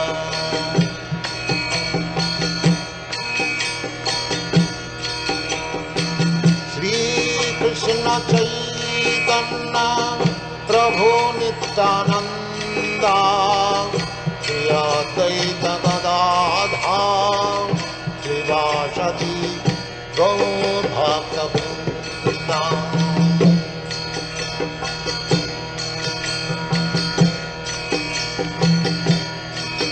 Hare Krishna, Krishna Krishna, Hare Hare, Hare Rama, Rama Rama, Hare Hare, Hare Krishna, Krishna Krishna, Hare Hare, Hare Rama, Rama, Rama,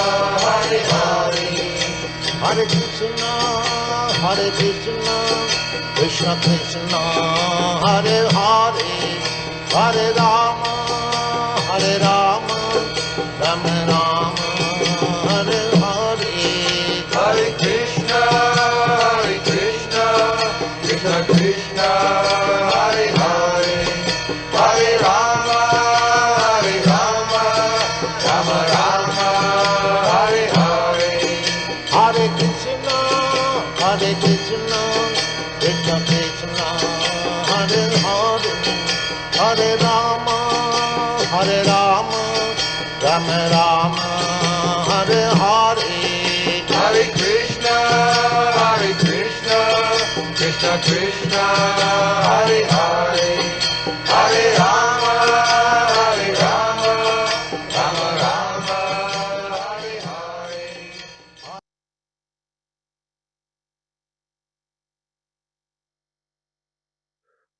Welcome back, everyone. Welcome back, everyone, to this extended section of our readings and discussions. And this particular section is somewhat open for discussion, as many of you have different questions concerning various aspects of our philosophy and the mission of Srila Prabhupada.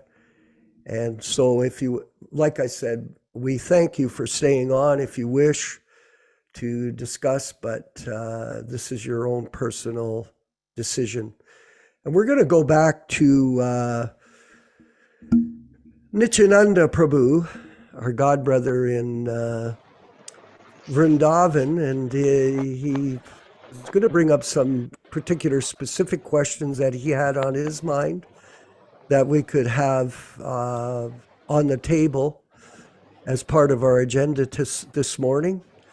Prabhu, are you still with us? Yes, I'm here. Thank you. Okay, excellent. So go ahead. Why don't you begin with some questions? So I have. So I have a few questions. This is just regarding. I've noticed that there's many Ridvik societies that also pop up, like groups of societies that pop up, like that IRM, ISKM. There's a few different societies, and some other ones that are not well known that are coming up. So just by observing different organizations like that, I've noticed that some of them follow Prabhupada exactly the proper way that they were supposed to, and some of them water down some of Prabhupada's philosophy. So my question is just to get some clarification from the disciples of Srila Prabhupada regarding this process of, basically the Ridvik part of it, just so it's cleared up so everybody can understand what Srila Prabhupada's actual instructions and what Srila Prabhupada's desires and what's his wishes for the actual society to continue. So my question is, who is authorized, right, to give the Ridvik initiations? Because most of the societies that the few societies that I've been associated with recently, they pick somebody that is senior to them, and they get that person to be the representative for Srila Prabhupada and do that Ridvija initiation ceremony on Srila Prabhupada's behalf.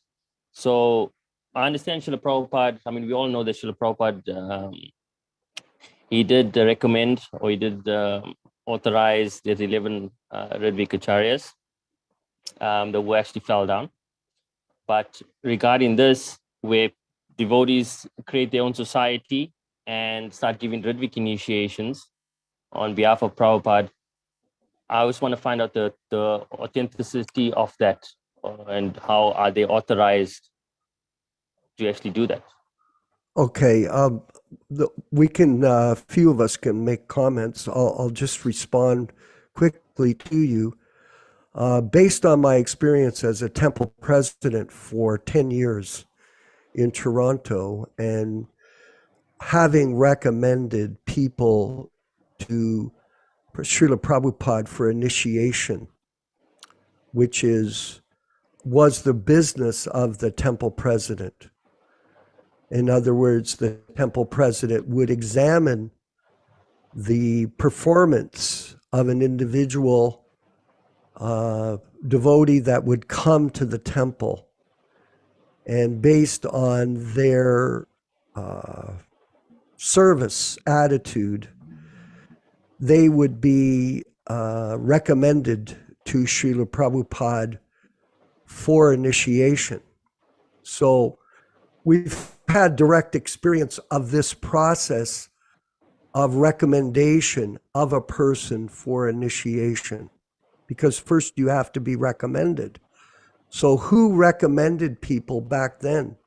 Well, it was not only the president, it could be the devotees that were also with him would discuss it at Istagosti about qualifications of a person. And then we would recommend that person to Srila Prabhupada. If you'll see some of the letters that he sent to me, he would say, oh, I've accepted Rodney Mort as a disciple, here is his name, etc. So it was a function of the temple president or the, like that, to train up people to become qualified to get initiation. So that's the first point. So recommendation in the Prabhupada Disciples Association comes about from the performance of the individual that's coming to the classes and shows an interest to become a Prabhupada disciple. It's based on their devotional aptitude, not based on the solicitation by a group to get a person to become a Prabhupada disciple.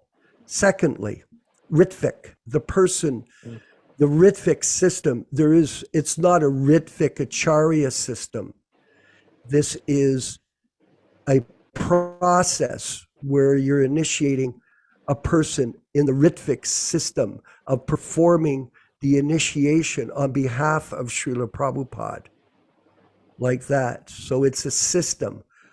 We're Prabhupada disciples. We're not Ritviks. I know that some people refer to us as Ritviks. I'm not a Ritvik. I've never been a Ritvik in my life. I've been a Prabhupada disciple that's recommending people to Prabhupada so that they can take up the service of Krishna consciousness based on Prabhupada's teachings and become his follower. So this is very important, the Ritvik point. We're not, this isn't Rikvidism. There was one of our godbrothers, he made that term up. And other people use that term. And it's a very, how can I say, inflammatory term. It's not a respectful term to apply that to a Prabhupada disciple that was initiated personally by Prabhupada. You're a Ritvik. It's a pejorative term. The Ritvik name is a principle of a system for initiation. That's all it is. And the Prabhupada disciples in this association, except Prabhupada is still with us. He's still with us. He never left. He reasons ill that thinks that that the pure devotee dies. He lives on in sound. He's present in his murti. And we carefully study his instructions. And if we feel as a group collectively, we have a committee and we review the information about a particular person that's interested in initiation. We review their qualification. If we think that they're qualified, then we go ahead and we have we have Yaśodā-nandana Prabhu is our senior disciple. He performs a sacrifice, fire sacrifices, and we go through the same system that we did when Prabhupada was present. Unfortunately, Prabhupada can't give the names, so we provide the name and the beads, but the commitment is what we're looking at. That's what we're interested in. Yaśodā, maybe you could further comment. Yeah, I think you're raising some very Yaśodā-nandana important Prabhu. points. You're raising some very Yes. important points there. There seems to be a misconception by various members of the former institution that we joined, ISKCON. They've used this term of Ritvicism or Ritvic philosophy, or it's used as a pejorative. It's been demonized. But none of us have used that term to describe ourselves. They've used that term. Srila Prabhupada was the first one that used that term in his books. It's described in several parts of the Srimad Bhagavatam. Basically, a Ritvik is a priest or a representative who does something on behalf of the Acharya, for the Acharya. In Vedic fire sacrifices, the Ritviks, various Ritviks were there to assist the main Acharya conducting the fire sacrifice. Now, in the context of ISKCON, Srila Prabhupada chose certain senior members to carry on the process. It's important to note this argument that people say, well, no one has ever done this before. Well, it seems that some people suffer from historical amnesia. They conveniently forget that during the manifested presence of Srila Prabhupada, that system was being used by Prabhupada himself under his direct order and authority. For example, there is a letter where Srila Prabhupada authorized Bhaktivedanta Swami and Kirtanananda Swami in the early 1970s to chant on beads and to basically carry on the process under Prabhupada's direct supervision and authority. So basically, also numerous temple presidents, numerous GBCs, senior members, sannyasis, sometimes would conduct fire sacrifice under Srila Prabhupada's authority. Now, this is basically a service to the society, a service to the devotees. What we see is that there's been numerous misinterpretations and misrepresentation of Prabhupada's intent, because the GBC met in 1977 in Vrindavan and basically asked Srila Prabhupada various questions about management, book printing, GBC positions. And then they asked Srila Prabhupada, how would initiations be conducted, particularly at that time when you're no longer with us? And that conversation has been the subject of many different interpretations, which we're not going to go into it at this time. But basically, Prabhupada's immediate answer was that I shall nominate some of you as Ritviks. I'm paraphrasing here. Yes. So in other words, Prabhupada wanted to continue the process, which was already in practice and existence at that time in his society, to initiate disciples. Now, later on in that conversation, several questions were asked of Srila Prabhupada, contradictory questions. For example, one of these devotees asked Srila Prabhupada, these Ritvik Acharyas, they're giving Diksha, whose disciples? Well, the Ritvik Acharya, first of all, is not giving Diksha. The Acharya Srila Prabhupada is giving Diksha. The Ritvik is a representative, an officiating representative who is supposed to act to represent Srila Prabhupada on his behalf. Now, they've interpreted that this was only meant to be while Prabhupada was present. But Prabhupada didn't say that. They said that. In other words, when we study the entire body of different conversations and letters that took place in 1977, specifically between April of 1977 and November 14th, 1977, when Srila Prabhupada departed, there is not a single shred of evidence that Prabhupada ever said that these people would be Diksha gurus or initiating acharyas or appointed gurus or zonal gurus. It doesn't exist. As a matter of fact, one of the main persons who promoted this fallacious idea of appointed acharyas, Mr. TKG, he admitted in Topanga Canyon, California, December 3rd, 1980, that this idea that Prabhupada appointed acharyas, this is a myth. In other words, it's fiction. Now it's become a pious belief with the management of ISKCON because it's become very convenient to justify their system. but that was not the original intent of Srila Prabhupada. Now, people who say, well, nobody ever did that before, that's not accurate. Prabhupada did it. Also, there is a lecture where Srila Prabhupada one time stated that Vishwanath Chakravarti Thakur accepted Narottam Das Thakur as his guru. Well, how did he accept him? They were never on the planet at the same time. How did he accept him? In the Chaitanya Charitamrita, I'm referring to the unrevised, non-adulterated one. In the introduction to the Adi Lila chapter 1, Srila Prabhupada describes how Jagannath Das Babaji initiated Bhaktivedanta Thakur.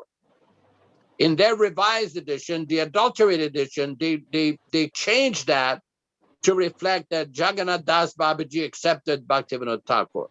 In other words, initiation means Divyam Gyanam Yato Dadyat Kuryat Papasya Sankshayam Tasmat Dikshiti Saproktes Deshikes Tatakovider. Srila Prabhupada quotes that verse in the Upadeshamrita that Diksha means the giving of transcendental knowledge. It is not simply the fire sacrifice. Fire sacrifice is a ceremony, but Prabhupada many times has described initiation as a process of receiving transcendental instruction from the bona fide authorized Acharya, like Srila Prabhupada, and that process destroys the sin. Now, they have so many arguments, which have all been answered, by the way, by various devotees. That's in a summary. There's a lot more description in our website at KrishnaConsciousnessMovement.com, KRISHNA, Consciousness Movement, all one word, where we discuss these things in various articles. We have a booklet called Srila Prabhupada Siddhanta, another one called Our Living Guru, which explain these things in considerable detail. Now, with regard to the second part of the question, with regard to various groups, personally, we encourage all devotees to follow that system, to accept Srila Prabhupada as their guru, as their Diksha guru and Shiksha guru. That was Srila Prabhupada's intention. This is our position. Philosophically, we can establish that, and we have established that. Now, with regards to different devotees and different groups, some of them do things in certain ways, and I'm not going to comment publicly on this. Just that one thing I want to specify. During Prabhupada's manifested presence, during his physical presence, those individuals who acted in the capacity of representing Prabhupada, whether they were GBCs, temple presidents, sannyasis, senior devotees, nobody got on Vyasasanas, got their feet washed. That practice, this is a post-1977 concoction. Now, I've been told that some of these Ritvik groups, or one of these Ritvik groups in particular, does that, but that was not the practice that was established by Srila Prabhupada. I just want to make that clear. As far as people preaching to accept Prabhupada as the guru, that's nice, let's do that. But one thing that we say, that in order to represent Prabhupada, devotees should not change Prabhupada's words. They should not change his books. And one of these Ritvik groups is distributing change and revised books, adulterated books. So that should not be done. Devotees should stick to Srila Prabhupada's original, non-adulterated first edition books. So I'll leave it at that for now. I hope it helps. Yeah, Nityananda, further. Go ahead. I know you have a couple of questions, so we have other people that are going to comment, but I'd like to go back to you. Further, your questions, please. It's very interesting. Yes, thank you very much for that explanation. I wanted that to be publicly mentioned. So that's very nice. Yes, the process is the Vyagyan. Obviously, the transcendental knowledge is the most important thing. That's the actual process for receiving bhakti from Uttamārika. So my question in relation to this is, who is authorized? Because this is the question that I get a lot. Okay, who is authorized to give that actual initiation? Because Prabhupada authorized 11, right? So if devotees are following strictly Srila Prabhupada's words directly, like Prabhupada's Bani, Prabhupada gives an instruction, the devotees follow that. the authorization, the question that I normally get asked is, where did Prabhupada authorize the certain Ritvik initiation compared to these other groups that are out there? Because that means that anybody on the street can say, okay, I will do an initiation. I'll perform the Ritvik ceremony on behalf of Srila Prabhupada. So that is also a concern of many devotees, which I get questioned on. So yeah, if you can please explain regarding that, what is the process, or who gives one the authority to give the actual Ritvik initiate to actually perform that officiating ceremony? Okay, I'm going to call upon Jonas Priya in a minute here, but I wanted to say this, that, based on the fact that we were already in that role when Prabhupada was personally present, we're still maintaining that role, running centers right now globally. And because of that, we're following the same system that he taught us back then. And we feel that we're qualified to at least recommend someone to Prabhupada for initiation, because it is a transcendental relationship. And then we're also training other people like yourself and people like Bhaktivedanta and other. We have a large group of people that are involved with us that are new devotees.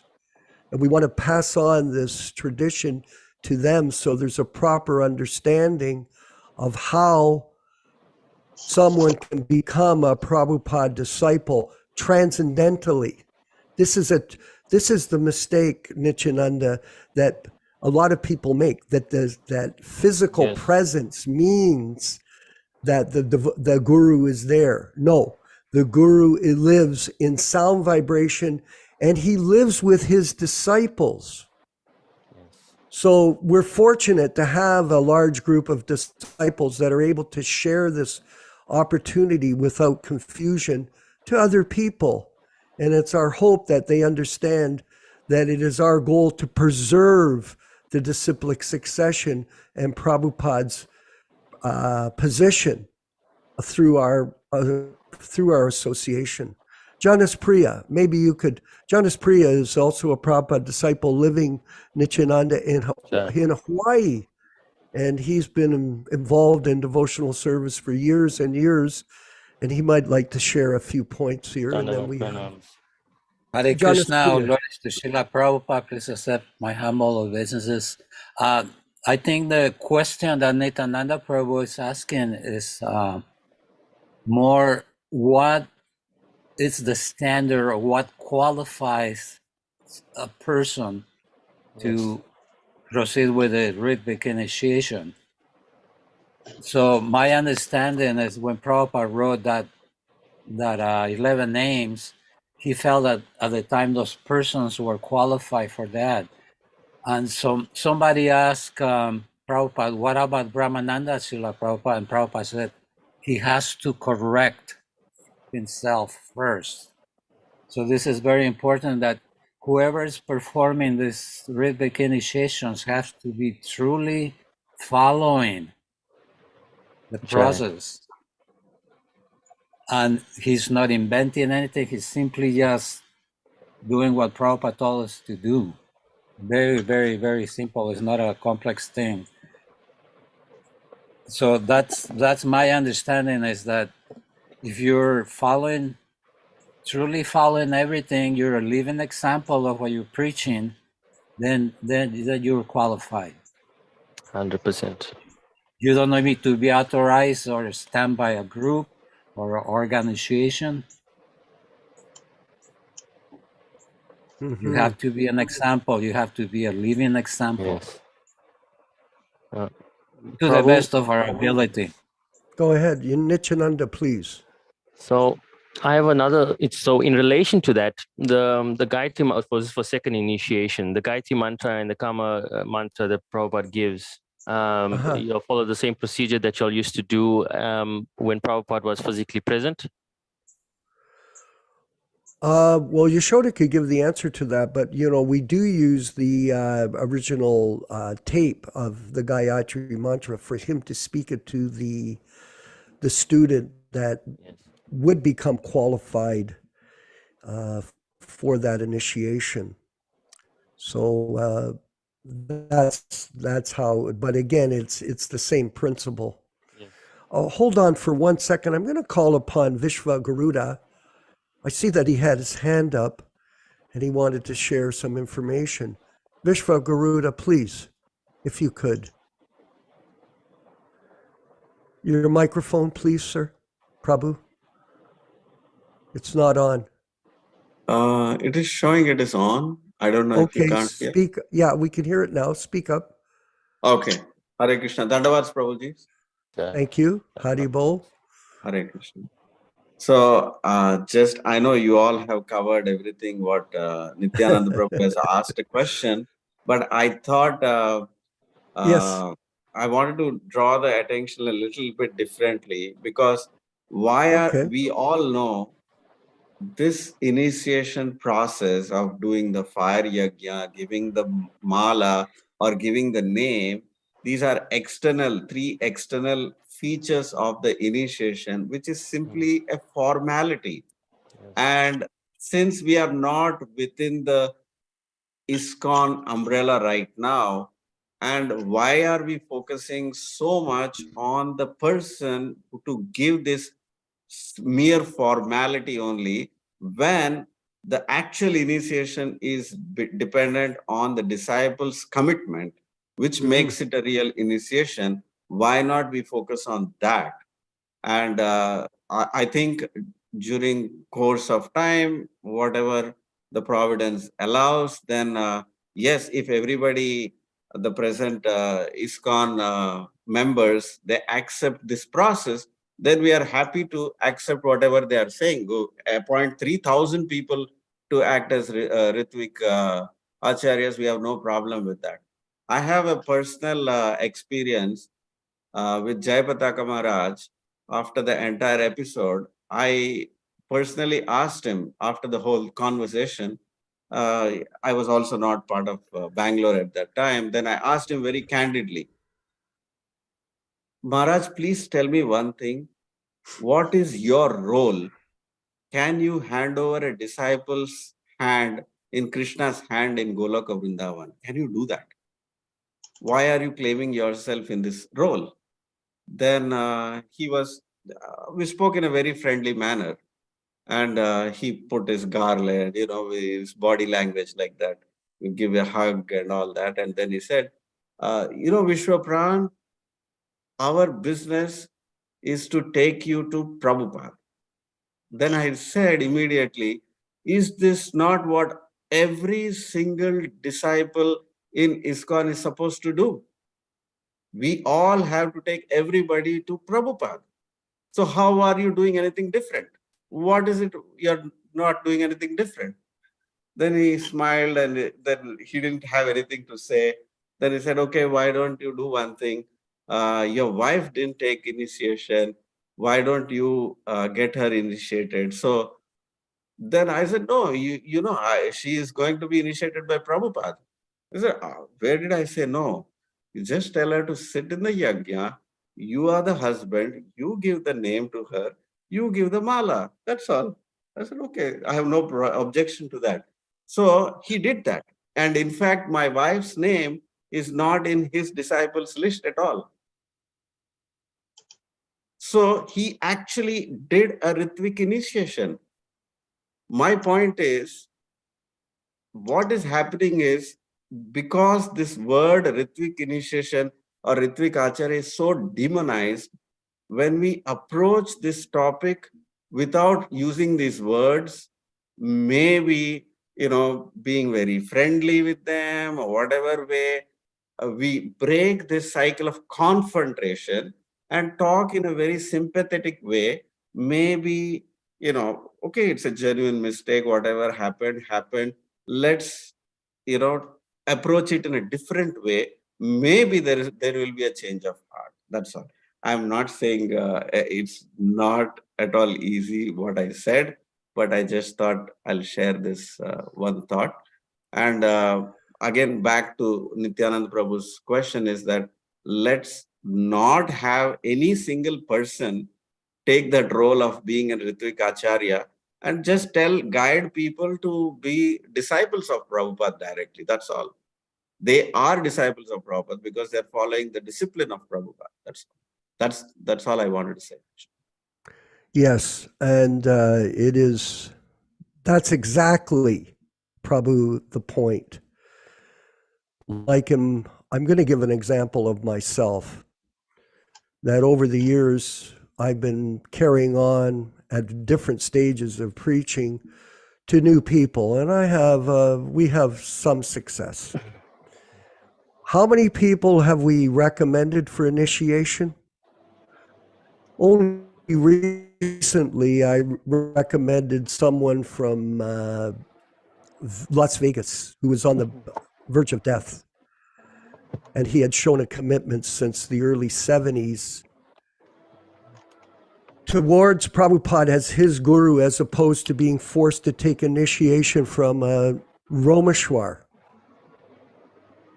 So I thought, based on his sincerity of purpose, that we would recommend him for the initiation ceremony that we conduct on an annual basis. So not anyone, because it's up to the individual that wants to take initiation.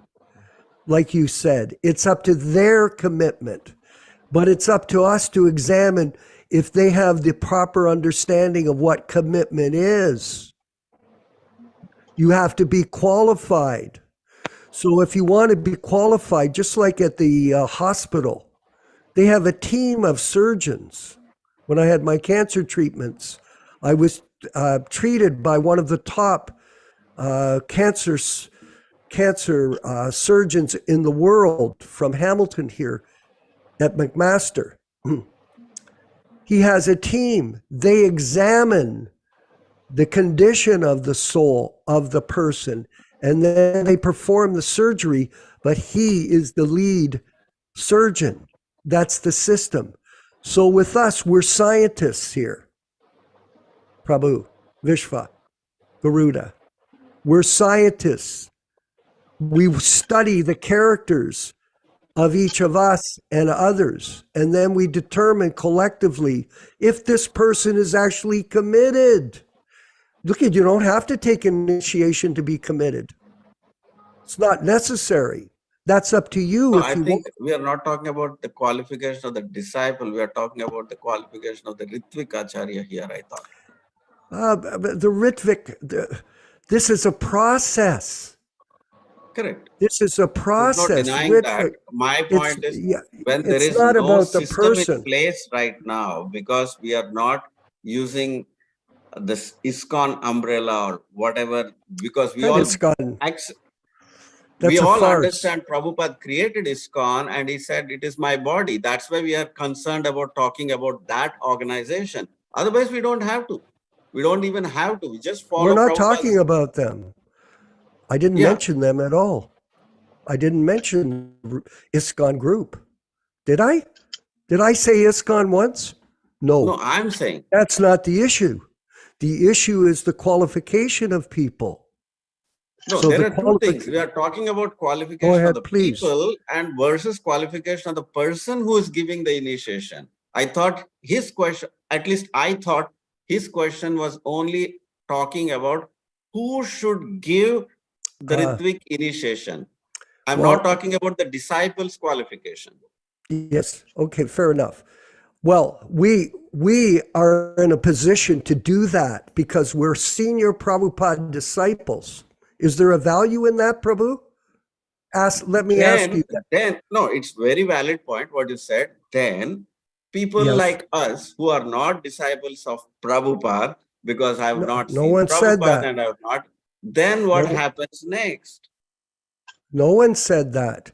If you're initiated by an elected guru, which is the situation in that society that we were a member, The question is he qualified to give you Diksha initiation as his disciple? Let me ask you that. Is he qualified? And are you a qualified disciple? Again, it comes back to the same question of whether he's qualified or not, because he has disobeyed the order of his guru and became a regular guru, so he's not qualified. So are you a qualified disciple? In my heart, I am. Of who? Of Prabhupada. Why? Because I follow only Prabhupada's instructions. There you go. That's the answer. So that's my point. So irrelevant of the Acharya, who is a Ritvik Acharya, that's what I'm trying to say.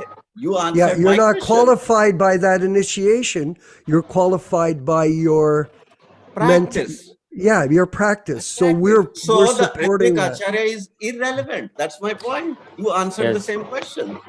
Jai. So yes, so Prabhupada says that official initiation has no meaning unless one is fully surrendered to Guru. That's what Prabhupada says. So Guru is Prabhupada. Formality, yes. So the formality, Prabhupada says many times. Prabhupada made many statements that his touch is only the formality. You know, that the touch is just a formality. One has to be seriously practicing bhakti, practicing Krishna consciousness in order to be qualified as a disciple. So their seriousness is the most important thing, and their sincerity. It's basically the sincerity of a disciple. The reason I ask that question is because many devotees nowadays think that Diksha initiation is the ultimate goal of spiritual life, which it is not. So it's from the beginning. Yeah, there's many devotees actually. That's the majority of devotees that are coming into Krishna consciousness. And what happens is that anybody with little bit of information on Krishna consciousness or any little bit of knowledge, they actually, what they do is some of them, they'll take the devotee, especially from ISKCON, and they will use that information of Krishna consciousness to take them into their camp, so to speak, with the unauthorized self-appointed devotee and gurus. And basically they take initiation from them and become their disciples, which obviously that's eternal damnation for them and for their bhakti. But the thing is also, devotees that come from ISKCON or from these other gurus, when they come in now, all of a sudden they say to everybody, okay, I know that the guru is bogus. I know that my guru is bogus and I reject him now, whatever, and I'm just following Srila Prabhupada. They should be informed that there is a process to reject one's guru. Just as there is a process for initiation. In Sri Hari Bhakti Vilas, it says there in 1.101 that the one who has this guru, unauthorized guru, both them, the guru, the unauthorized guru and the disciple go to the darkest regions of hell. Okay, so there is a process, and there is in Shastra, Hari Bhakti Vilas also gives there's certain processes of how to actually reject one's guru, because you must remember when one is getting initiated publicly, firstly in public, so the witnesses of the public, the deities are there. Krishna is in the fire, the fire sacrifices, there's vows that are being made. So devotees think they can play with fire, get initiated with these unauthorized self-appointed devotee and gurus, and then come back and say, okay, fine, I understand that they are not gurus anymore and I want to accept Srila Prabhupada. Yes, that is all good, very well, good, but they still keep their name, they still keep everything that they've gotten from that guru. So there needs to be a process of how or information for them that they are aware of the process of how to reject a guru in a manner which is befitting according to Guru Sadhu and Shastra, so they can get benefited from Srila Prabhupada's kripa. I mean, Srila Prabhupada will take back anyone. Srila Prabhupada is all merciful. Lord Nityananda Prabhu, Lord Chaitanya Prabhu is very merciful. Srila Prabhupada is the most merciful because he'll accept everybody. Exactly. So the process has to be known or has to be shared with the public of this, because it's very serious. Somebody's doing initiation and doing a fire sacrifice and taking vows in front of the deity, and then all of a sudden they be okay, fine, I understand it's bogus and whatever. It's good. All glories to you that you've realized the fact, but there's a process of how to reject one's guru. And that should also be made known. They should also do it publicly in front of the deities. There is a Shastric process for this. So that's I just wanted to add that on.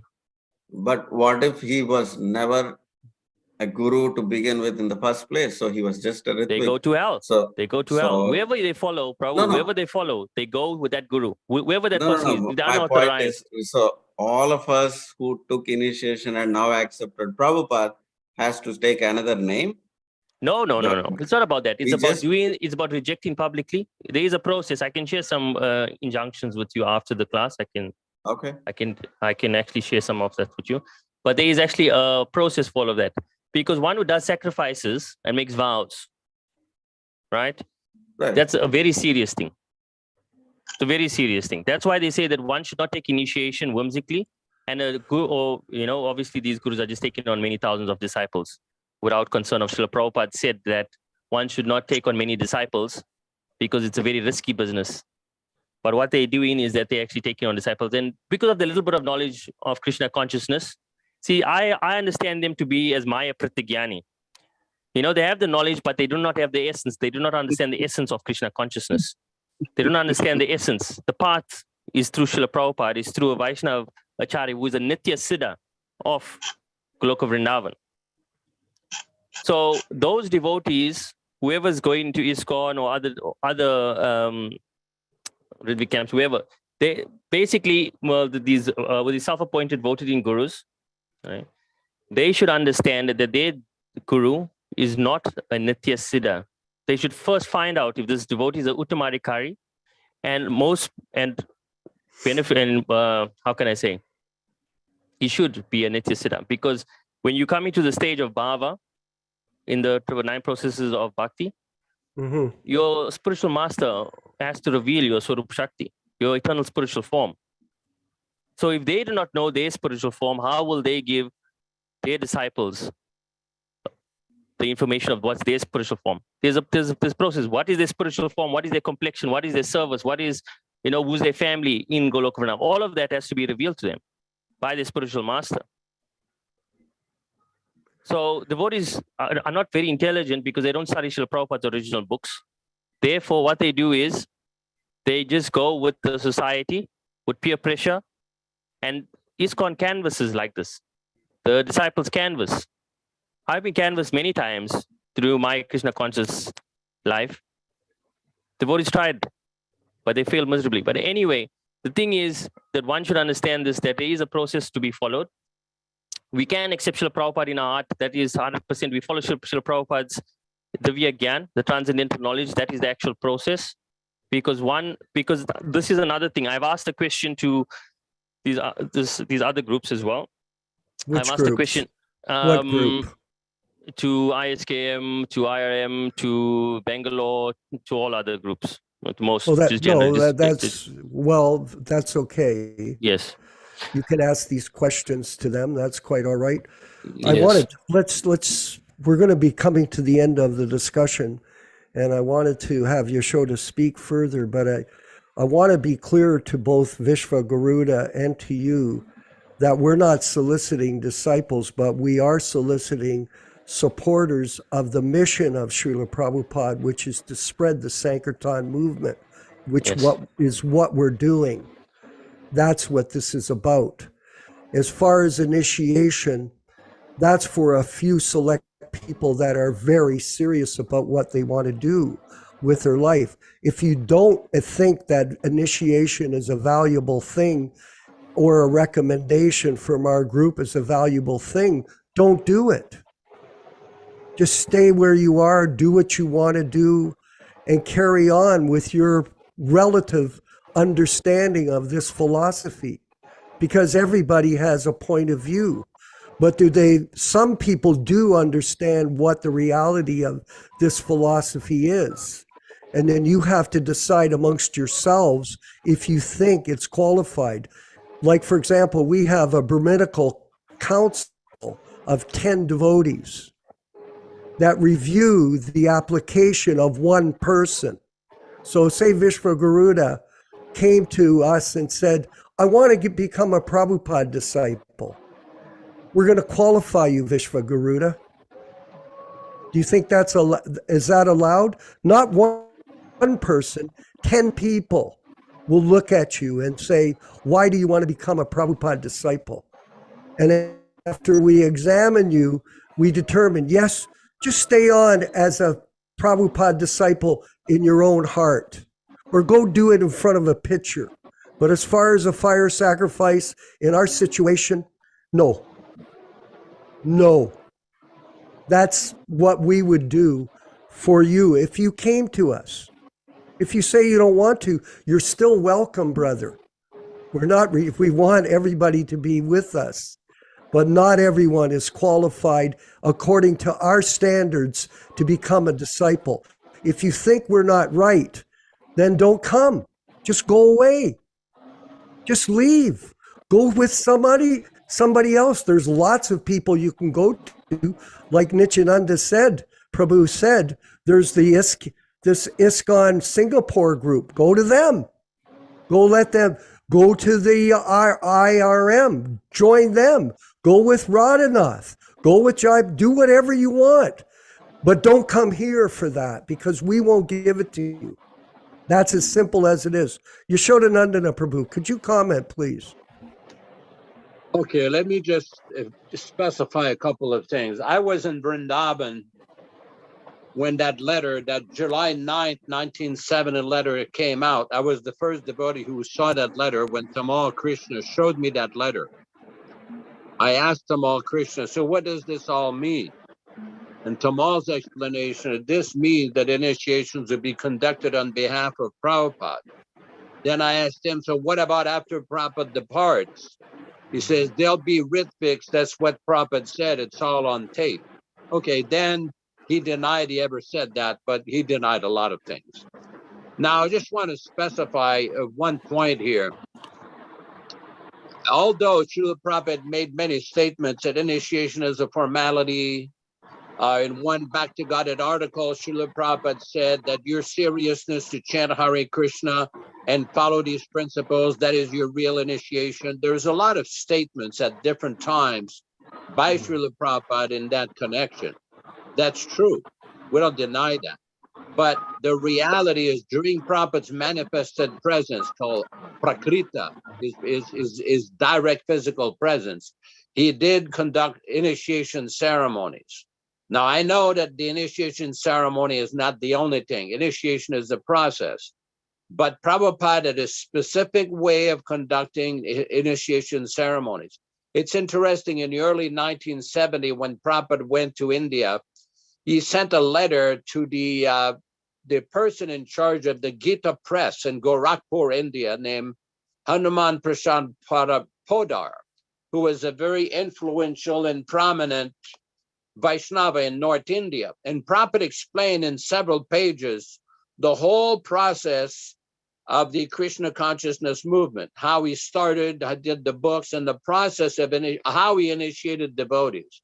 There was a specific process and a specific fire sacrifice. It's one thing to say, oh, I've accepted Prabhupada in my head, I've accepted Prabhupada in my heart, I've accepted Prabhupada in my mind. Well, that's good. That's nice. That's a good first step. But the reality is that Prabhupada did conduct these fire sacrifices. Why? He wanted people to make a commitment in front of the fire, in front of him, in front of the deities, in front of the fire. There is meaning to this. Now, I want to address one point, and I don't mean this as a criticism, Nityananda Prabhu. The idea that Prabhupada at some point is going to give some kind of a Siddha Pranali or reveal you your special identity in Goloka Vrindavan. Prabhupada did not conduct those kind of initiations. As a matter of fact, there are conversations with Srila Prabhupada. Every time he was asked that question, his reply is, first you become liberated, become totally free from the bodily conception of life. When you become liberated, this will be revealed to you. And I know this is a process that's very popular with various Babajis, various groups in Bengal and Vrindavan, whatever they do. But Srila Prabhupada, the Founder-Ācārya of our society, did not do that.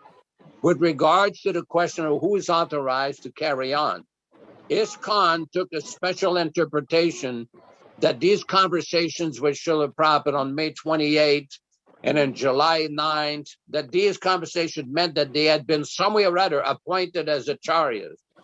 Well, many devotees don't accept that interpretation. That interpretation has been debunked in a lot of different ways.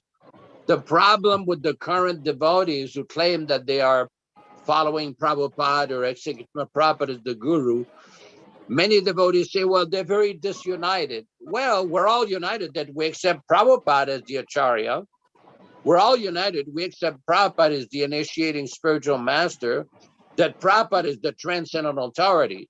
On a practical level, we no longer have the missionary assets of ISKCON to carry on our activities. That's why devotees are all over the world in many different places doing the best they can without the benefit of many of us of the work that we did to build ISKCON for Srila Prabhupada. So we had to, like in our case, we started a society called Hare Krishna Society in 2002, which was the result of many discussions with many devotees why it was no longer possible to work with a GBC of ISKCON. It doesn't mean that we don't have cordial or friendly relationship with many devotees who may still be in ISKCON or Gaudiya Mata or independent devotees, but just that their philosophical position is not acceptable to us according to the position they've taken. We have put that in our different position papers, on our websites, on our lectures. And our group basically had extensive discussion about this, how to carry on the process of initiation according to Prabhupada's instructions and what he did in July 9. Personally, I've done this on the recommendation and approval of many godbrothers who are involved with Hare Krishna Society. Number two, when that situation came up, that conversation with Tamal Krishna I had with him on July 10th, the day after the letter came out, I asked Tamal Krishna, will anybody else do this? And Tamal says, yes, Prabhupada says many others can do. So the fact of the matter is that Prabhupada did not intend just to have 11 people carry this process. He wanted other people to carry it on. Number three, I was personally very friendly with Amsuduta Prabhu, especially after when he offered his apology and expressed that he was sorry for misunderstanding Srila Prabhupada's instructions with regard to acting as officiating representative instead of full-fledged guru. And one time at his place in Cloverdale, California, I asked him, says, because somebody had come there, requested for initiation. And I asked him, can I do this, the fire sacrifices like that? He says, yes, you can do it. There's no problem. So, I mean, I don't claim any special qualification or anything. I do follow. I've never stopped following. I was driven out from the movement in 1979. One of these original 11 said that Yaśodā-nandana is the most dangerous person in ISKCON. When devotees asked him, why do you regard him as so dangerous? We know him. He's in Buffalo. He worships the deities. He worships his shalagrams. He chants. He follows the Ekadasi. He's preaching, distributing books. Oh, we know he does all that. And Kirtananda says, yeah, we tried to defeat him in Vrindavan. We couldn't defeat him. And he knows the whole history of this. So if you know the history of their takeover of ISKCON, and if you don't follow properly, they will regard you as very dangerous. But that's a separate issue. My point is, devotees have to follow, chant 16 rounds, follow the principles, engage in some practical preaching. And if they can engage in practical preaching, then I don't see any reason why the people can't do that. Now, I'm not going to say, because there's a lot of different interpretations. For example, in Russia right now, there's several devotees. They just carry on these initiations. I don't know exactly what basis. Our group, Hare Krishna Society, and also with the Prabhupada Disciples Association, we have a process to basically similar to what Prabhupada did with temple presidents that would evaluate candidates and give them, recommendation and approval, and devotees engaged. Because as you said, Prabhu, it is a serious commitment. It is a very serious commitment. And too many times I've seen this, it becomes a political issue. If somebody needs somebody to cook in the kitchen, oh, give him Brahmin initiation. somebody wants more people to be his servants, so give him initiation. But that's not the idea. That's not the reason why somebody should be initiated. So I hope it helps. Yes, thank you. Venkat Prabhu, I think that you had your hand up. Did you want to make a comment to the discussion? Yeah. We're going to move to the end of the discussion in a few minutes. Go ahead, please. Yeah, I just wanted to make 2 points. One is, there's this conversation in, this is May 21st, 1975, and someone asked Srila Prabhupada, does a disciple first accept his spiritual master within the heart when he takes initiation? Are you what is going to the put it question up again? on the screen? Are you going to put it up on the screen? Oh, I'm sorry. Just I click it on. was sharing the wrong screen. I'm sorry. Okay. Yeah, okay. Thank you. Are you able to see now? Yeah. Yes, thank Okay. you. When a disciple takes initiation, does he first take initiation within the heart? And so then Srila Prabhupada goes on to explain initiation, that initiation is the third stage, like, bhajana kriya. But first stage is that, Shraddha, then sadhu sangha, like that. And he makes the same point that, initiation is a very serious thing, not that we just initiate just anyone. But then, this is the, critical thing. His question was that, can you take initiation by accepting the spiritual master in your heart without actually taking? And then Prabhupada cuts him off. These are bogus proposition. It has no meaning. It has no meaning. If you think within yourself, I'm eating, will you be satisfied? You starve and simply think, I have eaten everything. Laughter. Is that a very practical proposal? You must eat. We don't say all these bogus proposition. All right, thank you very much. So that was one thing. So, in this conversation, Srila Prabhupada is stressing the importance of actual initiation, like formal initiation. I don't know, just something I found interesting. And then one more thing is about, if you look at Srila Prabhupada's will, there are some people who say that no one can initiate other than the original 11. No one can initiate on behalf of Srila Prabhupada other than the original 11 who he appointed. But then if you look at the will, I don't know if you can see, but there's points number 3 and 4. There, it's like clear written proof that Srila Prabhupada wanted the system to go on into the future, because in point number 3, he said he appoints some directors, executive directors for different properties, and then he says that in the case that these directors are due to death or failure to act for any reason, a successor director or directors may be appointed by the remaining directors, provided the new director is my initiated disciple. So my initiated disciple. Apparently, in the first version of the will, it used to say an initiated disciple, and then Srila Prabhupada, and then in the final version, it says my initiated disciple. So that's one point. That's very important. And you have to take that with the next clause, which is, I've created this movement, and none of these properties shall ever be mortgaged, borrowed against, sold. So basically this, and then this direction is irrevocable. So these properties should go on forever. And the executive directors of these properties should be my initiated disciple. So if you take those two together, that's written proof that Srila Prabhupada wanted this system of initiations to go on, so that always there should be some Srila Prabhupada disciples on the planet. So that's 2 points I just wanted to make. Okay, if somebody has got their microphone on, could you put it on mute? Then you cannot also ignore the point in the will. It is very clearly mentioned. It is for the organization of ISKCON that I created. No, I understand all that. No, why I'm bringing this up is it just shows the intention of Srila Prabhupada. It didn't go that way. Prabhu, I think here in this group, all of us, I'm assuming, knows every single detail and letter of what the initiation problem is. We are just talking about how to make a friendly conversation here, not to confront anybody. What happens here, I feel, is if anybody says anything, it's like, oh, I got you. These are the quotes, and I will try to shoot you down. That's the kind of attitude I see most of the conversations happen. It's not like we all are trying to talk about the same thing, how we can do it better as a team. It doesn't appear like that. That's my perception. Maybe I'm wrong, But That is, that's by how the it way, should let be. me say something. That is your perception, please. That is not our perception. Okay. That's not our perception of what you're saying. You're giving your opinion. That's as simple as based on your understanding, correct?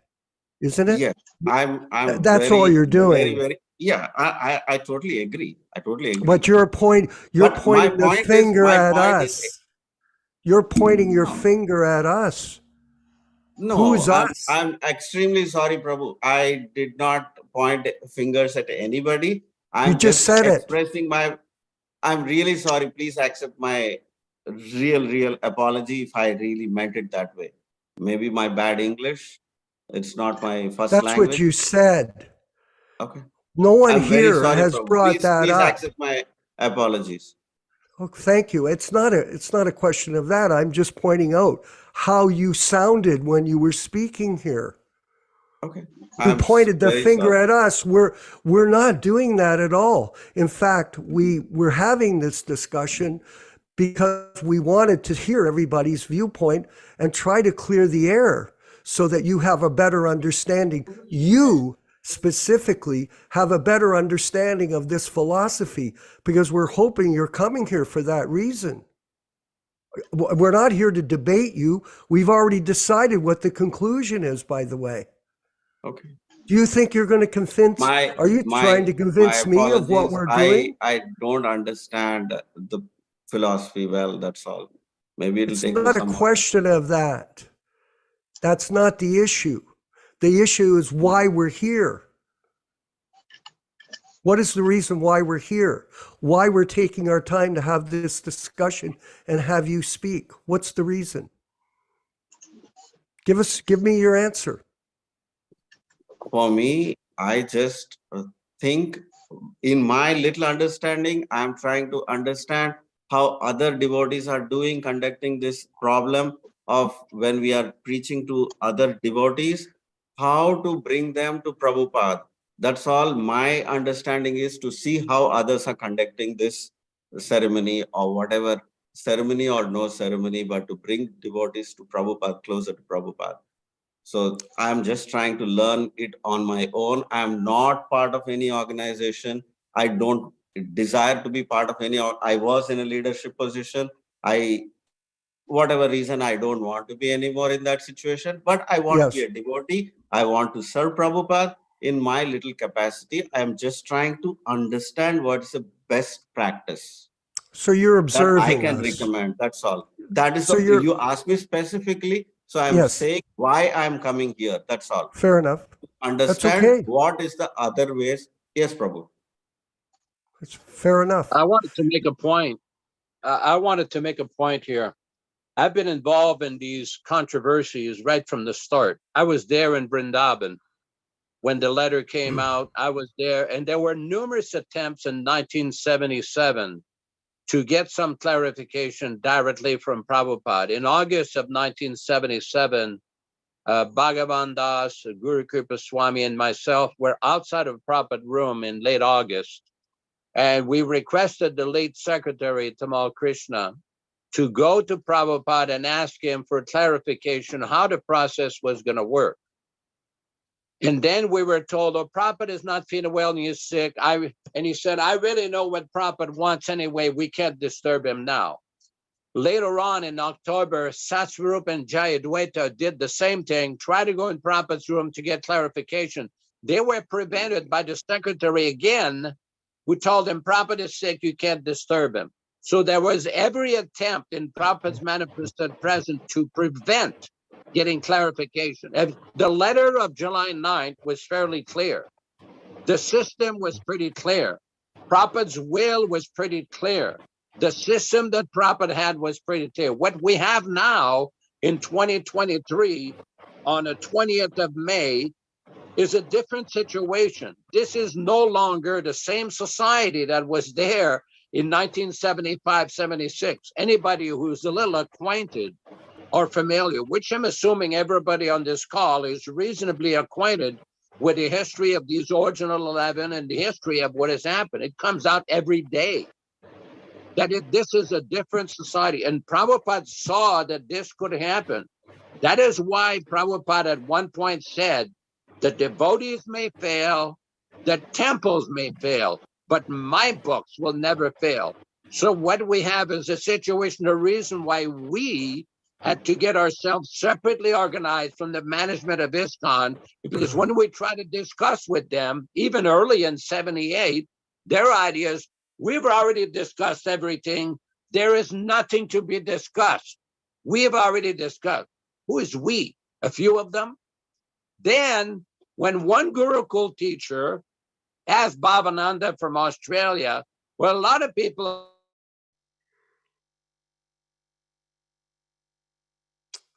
I think we had a loss of his feed, Venkat.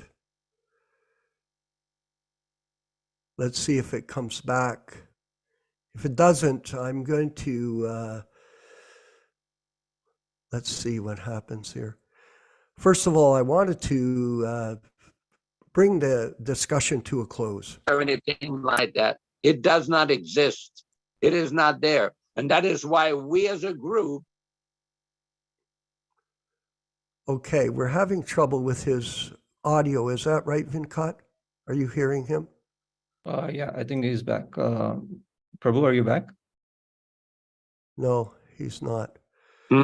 Okay. Yeah. Yaśodā, your audio is cut out, so we didn't get the points, and we do apologize to everyone for that. Okay. I wanted go ahead. Basically, I was trying to explain why. We got ourselves separately organized to start a separate group to try to follow Prabhupada's instructions to the best of our understanding, to the best of our realization, and exchange these realization with other devotees. Simple as that. Right. I'm the most unqualified, but I try sincerely to follow Prabhupada. Right. Okay, I excellent. just want to add one thing here, Prabhu, just before you round off. Please, Yes, please. I have other questions, but I'll leave that for the future. I just want to say thank you to all the devotees and the Vaishnavas here. You're really doing a wonderful task of presenting Srila Prabhupada's Vani and his instructions to the rest of, well, to the whole world actually. So it's very good. I just want to offer my pranams to everyone here. Thank you. You know that you have my full support in what you are doing, and I hope that that this continues and that this group grows, and more people come to Srila Prabhupada's lotus feet through all the disciples that are following Srila Prabhupada sincerely. Thank you for allowing me to be a part of your association. You're welcome, and thank you for joining us. And I do want to thank everyone here on the call. We do apologize if the discussion becomes somewhat controversial, but it's not the intention of the group here. And I do want to note too that our class from 10 o'clock till 11:30 was specifically in regards to the verses from the Bhagavad-gītā today and comments in terms of those verses from the membership, and that Nityananda Prabhu had a series of questions that he wanted to bring out, which we left for after the class. So this is a voluntary participation by all the people that are with us that wanted to participate, to hear these comments, like Vishwagaruda, etc., making all the comments. And I see we've had quite a few people stay on the call with us, so we do thank you for that. And we could keep going, it appears, Vishwagaruda, for a long time. But I think it's time for us to say thank you, everyone, for your association. Thank you for your input. We're not against anybody here. As I think Venkat has written here, we're trying to arrive at the truth and improve our understanding of Srila Prabhupada's teachings. So that really is the goal here, that we come together as a positive force for truth, spreading the truth, which has been confused, diluted by a lot of people. And that's why this Prabhupada Disciples Association has been formed. So this is basically it. for today. We want to, again, like I said, we look forward to tomorrow's class of Srimad Bhagavatam. We're going to try to concentrate on the class for the time period 10 to 11:30, and then there'll be a Nistagosti discussion.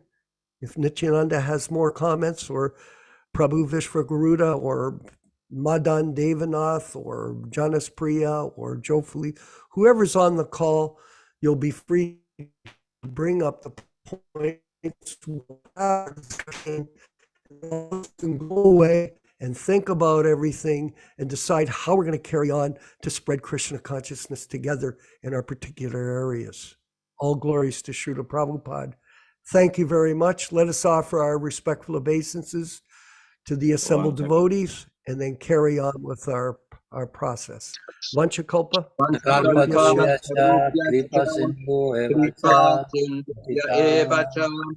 Patitanam pavanebhyo Vaishnavibhyo namo namaha. Hare Krishna, Hare Krishna. Thank you. Prabhupada. Prabhu Vishwagaruda, if you want to call me or anybody wants to call me personally, I'd be happy to discuss any issue that you want with us. No question. Please, anytime. I love to talk to the devotees. It's my service.